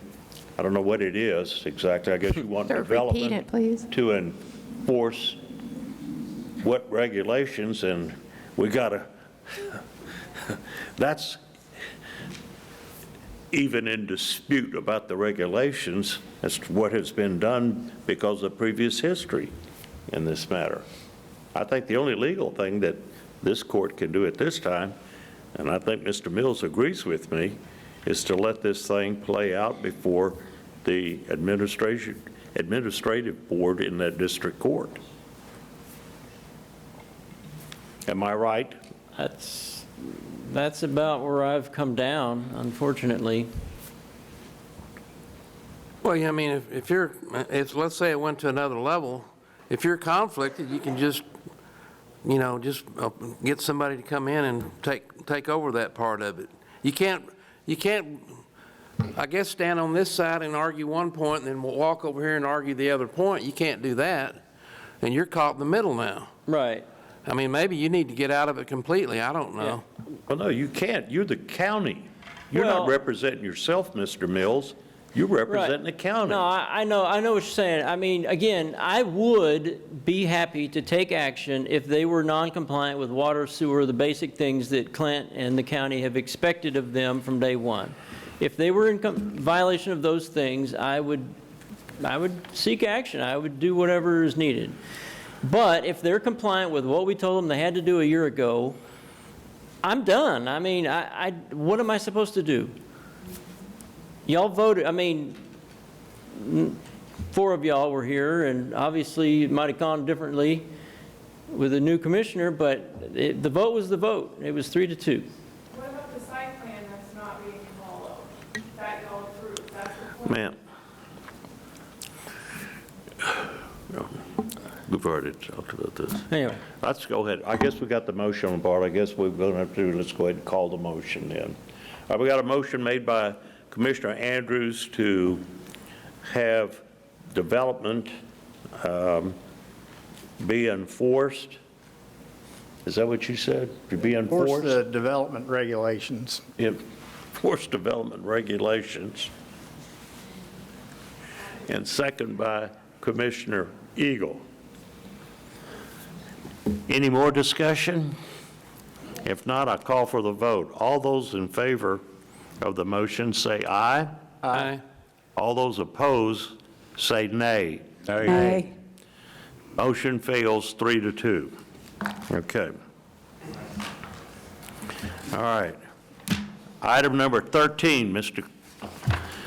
Jay Riley, talk to us about HVAC. Let me give you this. And give it to Commissioners, Mr. thank you. Eagle. I sent a spreadsheet out This is for the with next all the agenda. documentation, and I'd made a mistake on it. Commissioner Samuelson noticed it and emailed me. I've corrected it since then. It's not a major deal.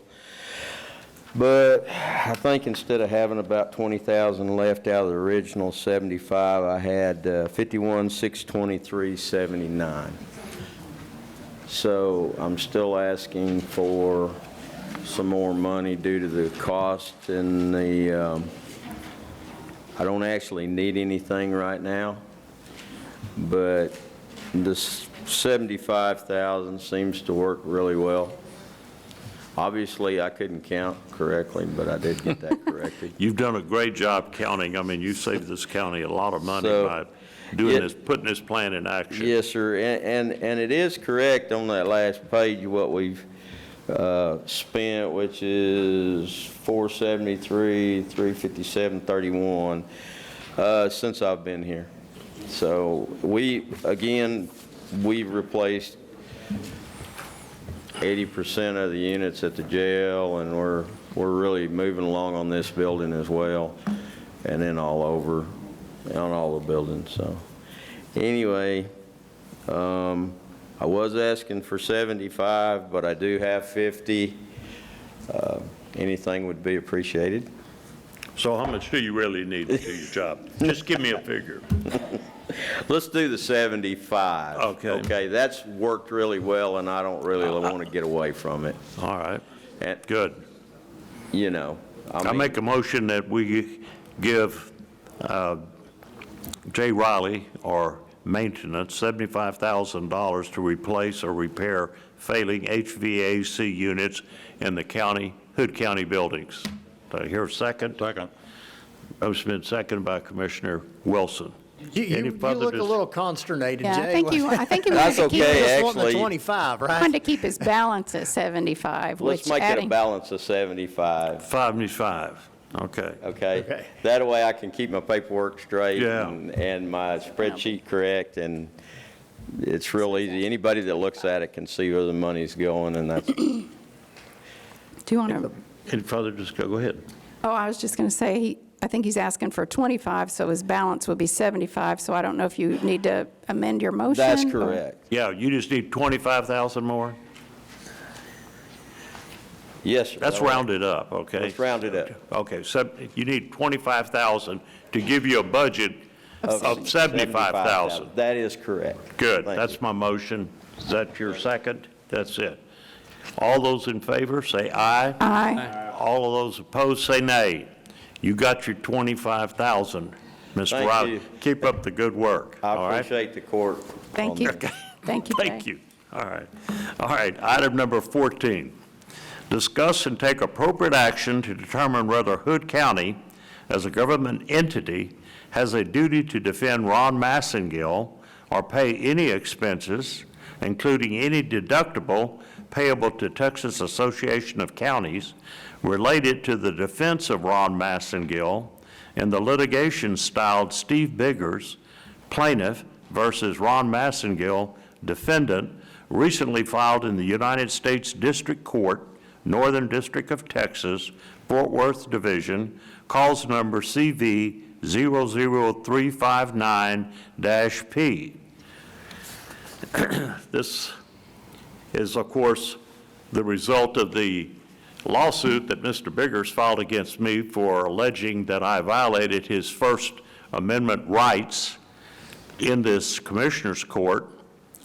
And every allegation that he does make in that complaint stems from my interaction with Mr. Biggers in this court. I have had no dealings with Mr. Biggers other than this court, and as such, I've handed each one of the commissioners the law pertaining to the requirement of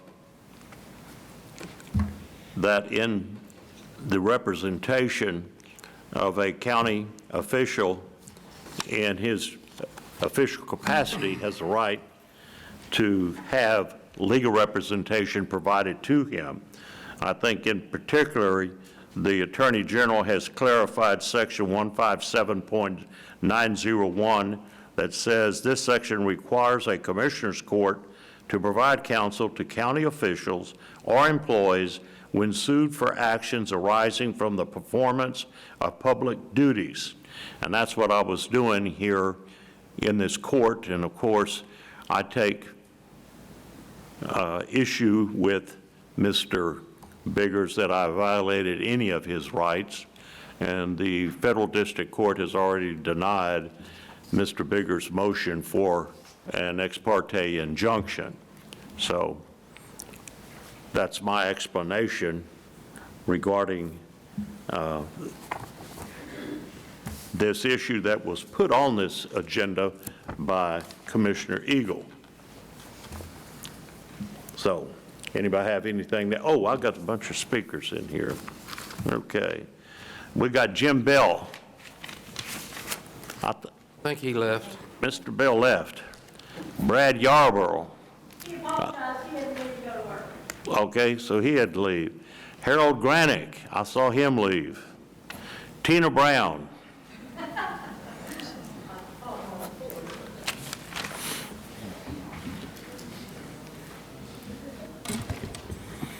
Hello. So this seems very frivolous lawsuit to me because Mr. Biggers does the same thing.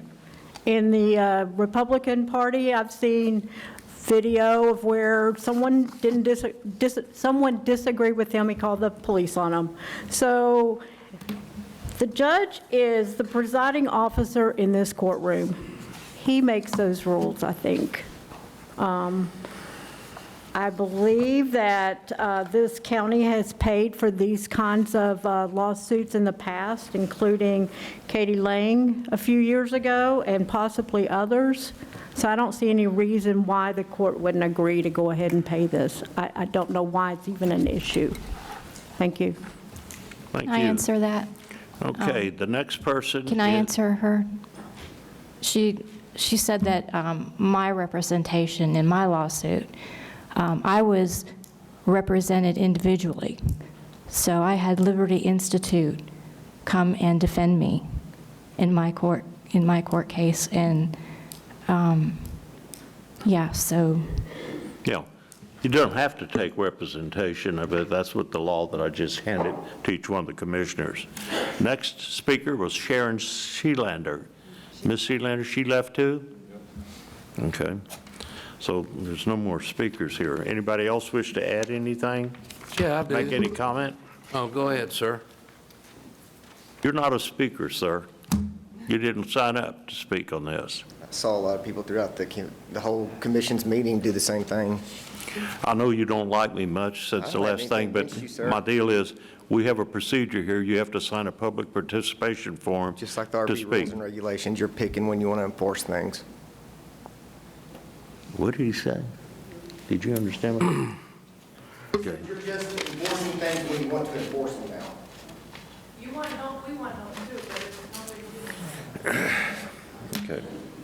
So let me get into, the judge this was an agenda item that I put on the agenda that he grabbed, which is fine. And I got a brief handed down to me about 10 minutes ago, laying out some local government code provisions, et cetera. And that's the whole question here. This thing started with some demand letters a few months ago, basically asking for the judge to apologize for actions that I think he stepped outside of his duty as presiding officer. But be that as it may, the judge chose not to respond. Ultimately, a lawsuit was filed in District Court, United States, Northern District, and I'm looking at the pleadings. I'm not looking at all the rhetoric I've heard up here so far. The pleadings point out that this was an ultra vires action. In certain narrow instances, a suit against a state official can proceed even in the absence of a waiver of immunity in the official actions if they are ultra vires. In other words, if he's exceeded his scope, that's what the question is here. That's the question in this lawsuit, and I'll cite Hall v. McCraven, 508 Southwest 3rd, 232, Texas, 2017. So the question is this lawsuit came in originally to our Human Resources, and it was sent down to the Texas Association of Counties, because the Texas Association of Counties provides insurance, so to speak, for us. It went down there, and they've hired an attorney who sent a representation letter, I believe, to Mr. Biggers, and all's well, right? Well, the question I've got is that we owe, if TAC's going to pick up the defense of the judge, fine and dandy. We paid for it, whatever. But the letter that they sent us is a reservation of rights letter, the original one, which means, I don't have that letter in front of me, but I can paraphrase. It says that we can discontinue coverage anytime for any reason, which means that if they decide that this action is going after the judge for going outside the scope of his authority, that they may tell him, I'm sorry, but we can't represent you. That hasn't happened. So the question is, does the county pick up the tab for the $2,500 deductible? I guess at this juncture, since there's been this is basically going to be a question of fact. What this case is about, I can't answer that question. But it's not a cut and dried deal, as the judge made it out to be. It's not cut and dried. So I just wanted to get this on the table because, frankly, in my opinion, none of this would be going on if the judge would have just apologized for this. And why do I have an interest in this, personally? Because time and again, I have citizens come up to the podium who oppose me politically that call me everything in the book, you talk about integrity, they impugn my integrity every time they come up here, and he does nothing. However, Mr. Biggers can't even get to the judge is anticipating, and that's in these pleadings, by the way. It's in the pleadings about 2 points on the First Amendment, violation of free speech and violation of redress of grievances with the government, which would be an ultra vires act. It would be outside. We don't give him, the county and the government does not give him the authority to violate somebody's constitutional rights. And the other is that he doesn't apply the rules of decorum evenly. So the jury's out on that if a jury gets picked. But I'm putting this on the table because we're getting sued now, or he is. Let me get clear here. The county is not named in these pleadings. He's getting sued when he could have possibly just said, look, I overstepped my bounds when I asked the sheriff to take you out of here before you ever said a word. That is not going to happen. It didn't happen, and here we are. So that's what I had to say. And I can, by the way, give you plenty of case law on ultra vires, plenty of it. Anybody have anything else to say? If not, somebody going to make a motion? I do have just a quick thing to say is it's the judge is the presiding officer, but the Constitution is what determines the rights, actually God-given rights. So that's up to the court to decide whether the First Amendment was violated. So I think that's all I wanted to say.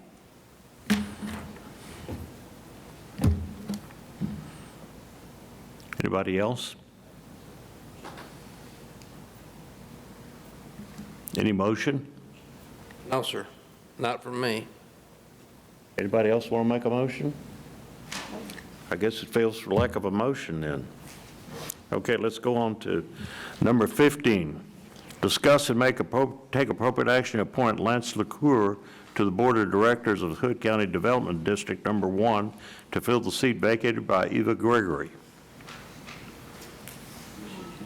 Okay, on this, I'm going to move that we table it until the Hood County Development District 1, goes back and revise their bylaws, and then we'll be in accordance and it'll be presented again. That is my motion. Okay. Second. If you need All a right, second. motion made by Commissioner Wilson to pull item 15 until the seat is, what is it? Hood County Development District 1. Yeah, till they meet. Second by Commissioner Eagle. Any further discussion? Okay, all those in favor say yay. Yay. All opposed say nay. No, motion carries 5-0. Next item is consent agenda. Any commissioner wish to pull anything off of the consent agenda? If not, do I hear a motion? I move that we approve the consent agenda. Okay, a motion been made by Commissioner Wilson that we approve the consent agenda, second by Commissioner Eagle. Any further discussion? All those in favor say yay. Yay. All those opposed say nay. Trying to see if we're still awake. All right, motion carries unanimously 5-0. Okay, next item up is no road operations, Mr. Lenny? All right, Mr. Head. This first item is a preliminary plat of ranches at Star Hollow on Precinct 1. Okay. This preliminary plat is just south of 7200 Star Hollow Road in Lipan, proposes to create 89 lots. 10 of those lots lie completely in Erath County, and 5 of those lots are partially in Hood and in Erath. The concept plan was approved November 8, 2022, Commissioners Court, and at the time it proposed 135 lots, so they've reduced the density. The density as proposed development has been reduced. The number of lots has now been reduced to 90. This property is located in the road corridor district and will be served by wells and on-site sewage facilities. The preliminary plat proposes to construct 10,606 linear feet of private streets that will lie in both Hood and Erath counties. The smallest lot size is 2.08 acres and 19 lots that are larger than 5 acres, with the largest being 7.437 acres. There are no variances associated with this preliminary plat. The staff has reviewed it. All comments have been addressed. Staff recommends conditional approval contingent upon the letter from the Upper Trinity concerning the water. Okay. Do I hear a motion? Yeah, Judge, I'll make a motion that we approve with the contingency that the Upper Trinity comes back with approval for the preliminary plat at the ranches at Star Hollow. Second. Okay, a motion been made by Commissioner Andrews for conditional approval, depending upon Upper Trinity Conservation District for the approval. Second by Commissioner Samuelson for the preliminary plat of ranches at Star Hollow.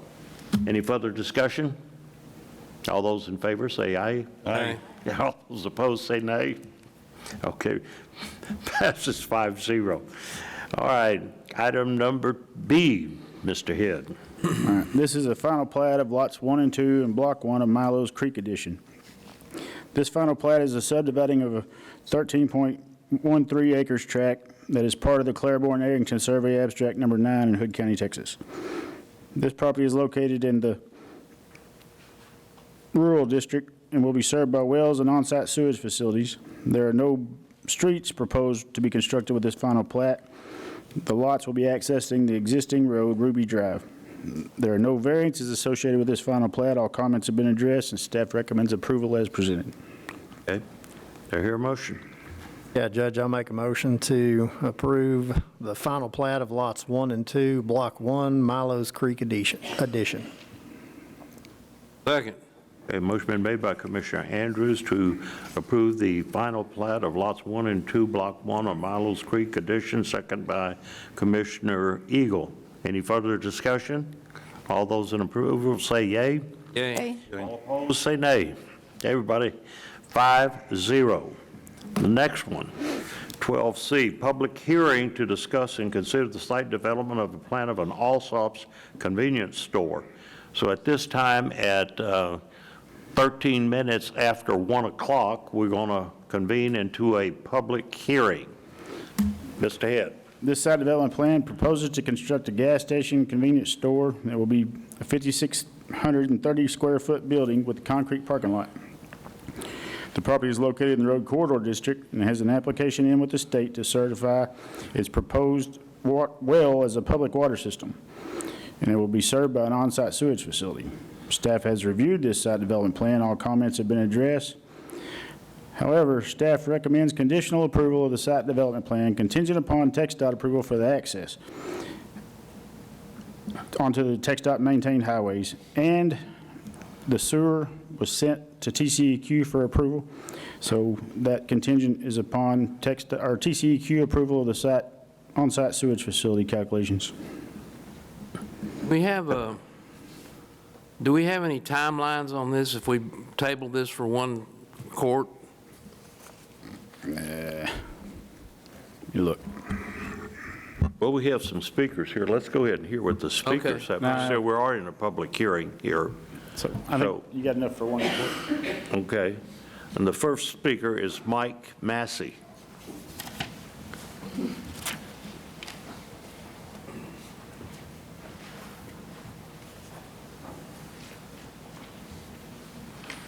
Good afternoon. I feel like I should have ordered pizza for everybody. Thank you. Thank you. Go right. It's not too late. Yeah, I know a great place. I had to close my store to be here, and I put up a sign that said I'd be back at 1 o'clock. Did anybody see what the sign says? No, I apologize. I'm Mike Massey. I live at 417 Mambrino Highway. I noticed a notice in the newspaper a week or so ago that I am the luckiest guy in all of Hood County. I have a convenience store coming in next door, right up against my fence. Ladies and gentlemen, I understand private property rights. And there's one thing I want to clear up before I go any further. One of the plats that I saw showed that the parcel that is involved in this was once titled to Massey Heritage Land LLC. That is absolutely incorrect. Massey has never owned that piece of property, unfortunately. And we don't own it today, and therefore, I can't stop what goes on next door. But I have a number of very serious concerns. If you will look at the topographic map for this particular site, you'll find out that its elevation is above mine. so that the natural water flow comes across on the east side, generally the east side, and generally the south side, onto our property. It drains that way naturally. They're now going to put in cement, they're going to put in asphalt, and there's going to be a lot more drainage, and it's all going to run downhill. Water's stupid. It just flows downhill. If we don't do something to maintain a preventative measure to force that water to run back to the bar ditch on the north end of that piece of property and make its way around, it's going to come across me. They have, according to the plan that I saw, their septic system sits right up against my fence on the south side, which means it's going to be marshy. And every time it rains, there's going to be more runoff there than there has been in the past. The piece of property that is immediately adjacent east is where I store round bales for cattle feed in the summertime to be fed in the winter. There'll be somewhere between 100 and 200 round bales stacked in there. The water flowing underneath that will damage those. If it comes off of the septic runoff, it's going to cause pollution issues. We've got a gas station going in. Looks like a very large one. According to the site plan that I saw, it appears that the diesel service area is right up against my east fence. Now, I have never seen a diesel truck that didn't drip something. So it's going to drip on the cement, and it's going to be washed off every day, and they're going to wash it downhill. And unfortunately, ladies and gentlemen, I'm downhill. So I'm here today to beg and plead that we make sure that we find some way to ensure that the water flow does not contaminate me, does not contaminate my well, which is not too very far away, and does not damage the crops that we put in there or sicken my animals when I feed them stuff that's got all kinds of pollutants in it, heaven only knows. I am a very, very, very big believer in property rights, and they're entitled to put in their store. Okay? I'm not here to beg and plead to stop it as much as I'd like to, because nobody wants one of those things right next door. The lights, the traffic, the noise, the people coming and going is going to be a problem. I'm just going to have to live with that because I don't own it. I am deeply concerned about traffic. That intersection is a very busy place 2 or 3 times a day. It's busy all the time. 2425 Mambrano Highway, the north end of it, is almost like a freeway. I have trouble getting out of my driveway in the morning to go to work because of the traffic going to and from the school and people going to work.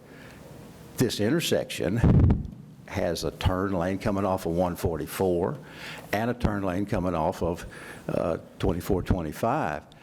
There's not much room there. I saw some numbers the other day, and I haven't been out there with a tape measure, but there's not a whole lot of room. And I don't know how we're going to do that safely. But that's somebody else's problem. That's TxDOT's issue, not mine, and unfortunately not y'all's, I don't think.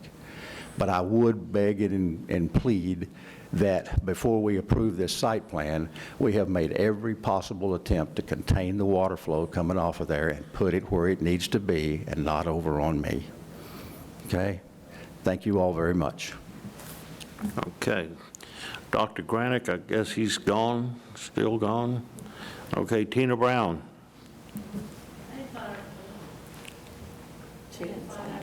Oh, Clint, I think he stepped. You pass?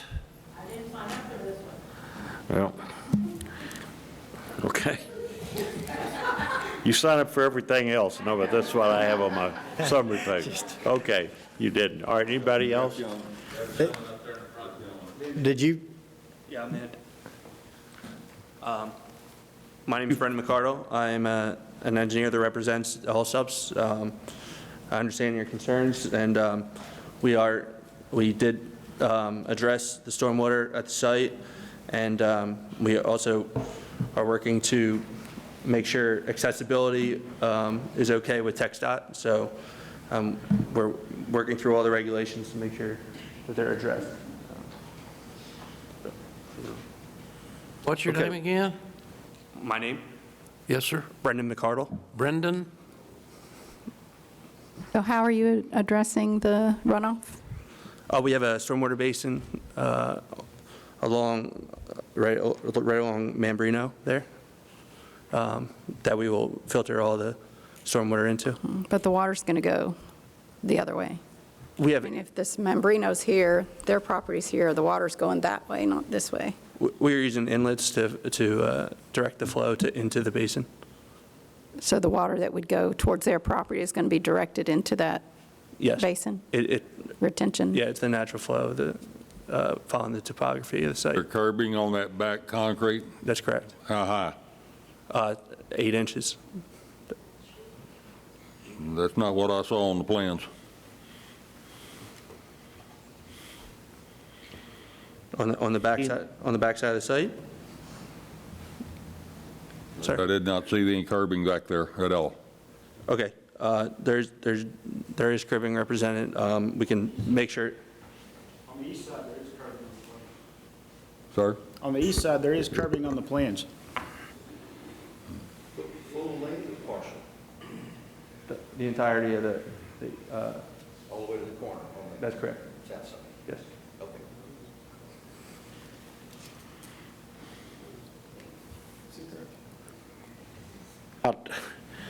When you say 8 inches, that's, We have a larger curb there because it's, the diesel trucks can beat them up. So that's proposed on that I side. think that's sufficient for the slope and all that concrete there?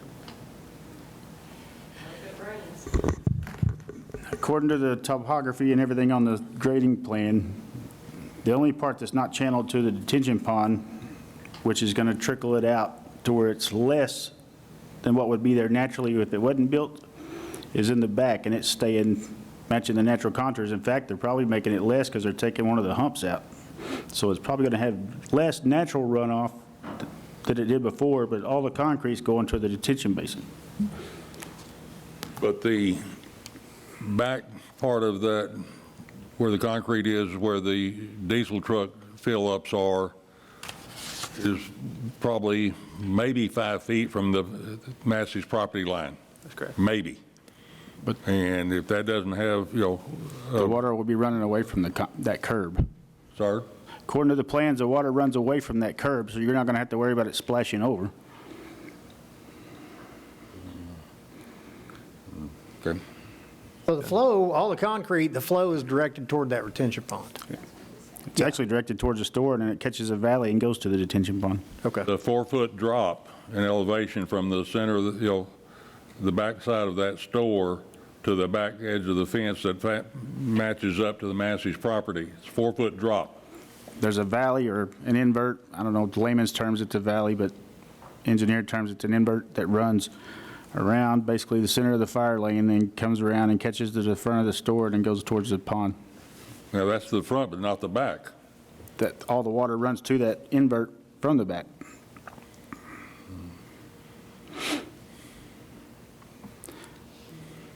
That's not what I heard from Mr. Massey. He said the water's coming towards his property. And, I mean, he lives there, so I would expect he knows when water's coming across his property. Well, that's natural state. I mean, we can't do nothing except for make sure that they're not increasing the flow from post-development to pre-development. They've taken some of the water that was going there naturally and moved it towards the detention pond, so. In other words, what you're saying, Clint, is when they get through, according to their plans, there'll be less water actually going on to the Massey's. Is that what you're saying? That's what the plans show. It's just going to be dirtier water. That diesel, have you? That water's not designed to go that way. The only water designed to go there is the part that's not going to have concrete back there in the back, and they've actually taken a couple of mounds of dirt according to the contours and leveled it out. So it might be the same amount of water back there in that area, but it's not going to run as fast. And you don't want to channelize that water because then you create erosion problems and everything else. Okay. Anybody else has any other comment, question?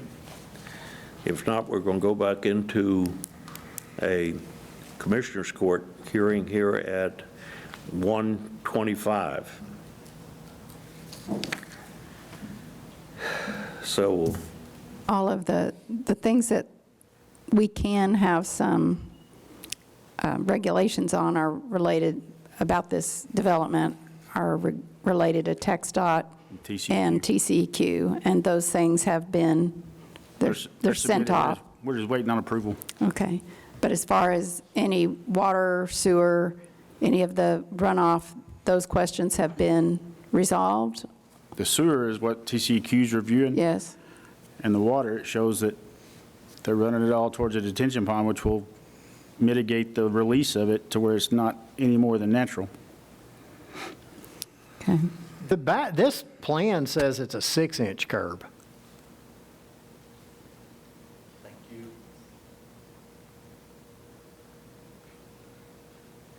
But I'm looking on other pages to see if I can find anything, but let me see. Yeah, it says proposed 6-inch concrete curb. So can we require it to be 8-inch? No, it's not a public street, so we don't have building code.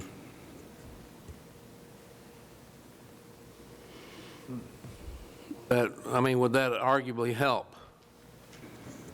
It'd help for like he said, but according to the contours, the water's not going to be running towards the curb, it's going to be running away from the curb. But as far as the diesel's running over it, the 8-inch curb's going to help, yes.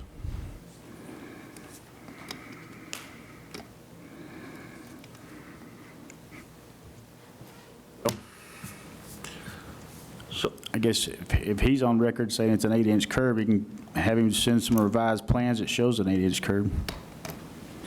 Would all subs be willing to do that? I believe that's in our plans anyway. I think that's a typo because we do like to have that along the diesel access to make sure they don't get run over. And So you could provide some updated plans? yes. So in that case, do we table this until the plans are revised? You have one more chord. You can put conditional approval on it, pending the plans being revised, pending TxDOT approval, and pending TCEQ approval on the on-site sewage facility. But you do technically have one more court for your 30 days. Okay. So we're out of the hearing, right? We're back in Okay. Commissioners Court. Okay, so I'll make a motion to conditionally approve the development plan of Allsup's convenience store pending a revised plan showing an 8-inch. Oh. You got to close the public hearing? I thought he did. He did? I did. I must have been asleep. Okay. Thanks for looking out for me. All right. So, okay. So I'll start over. So I'm making the motion to approve the site development plan of Allsup's convenience store contingent on receiving a revised plan showing an 8-inch curb, contingent on TxDOT approval, and contingent on TCEQ approval. Okay.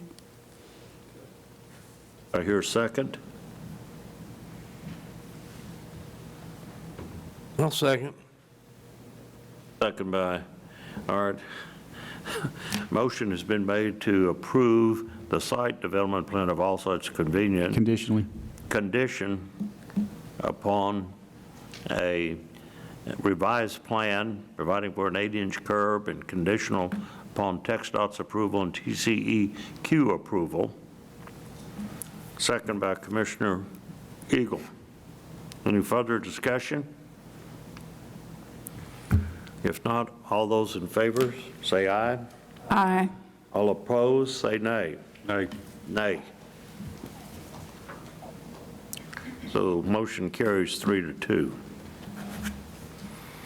Okay, financial, Ms. Kidd. Good afternoon. So for today, you have expenditures in the amount of $363,484.87 We have reviewed all these invoices, and we recommend payment. We've also given you a list of expenditures over $10,000. Does anybody have any questions? Please say no. No. Thank you. I hear a motion. I move that we pay the bills in the amount of $363,484.87. Second. Motion been made by Commissioner Wilson to pay the bills in the amount of $363,484.87, second by Commissioner Eagle. Any further discussion? All those in favor say aye. Aye. All opposed say nay. Motion carries 5-0. The next item are the monthly reports. You have a list of them. We have reviewed them, and we ask that you accept them. Okay. See a lot of these folks getting caught up there. I know the Yes. JP1, those ladies are working hard in there. I'm going to give a plug. Okay. So you recommend approval for all the reports, right? Yes, sir. Do I hear a motion? Judge, I'll make that a motion to accept these. Motion to accept all the financial reports. I hear a second. Second. Second by Commissioner Eagle. Any further Thank you. discussion? All those in favor say aye. Aye. All opposed say nay. Motion carries 5-0. Thank you.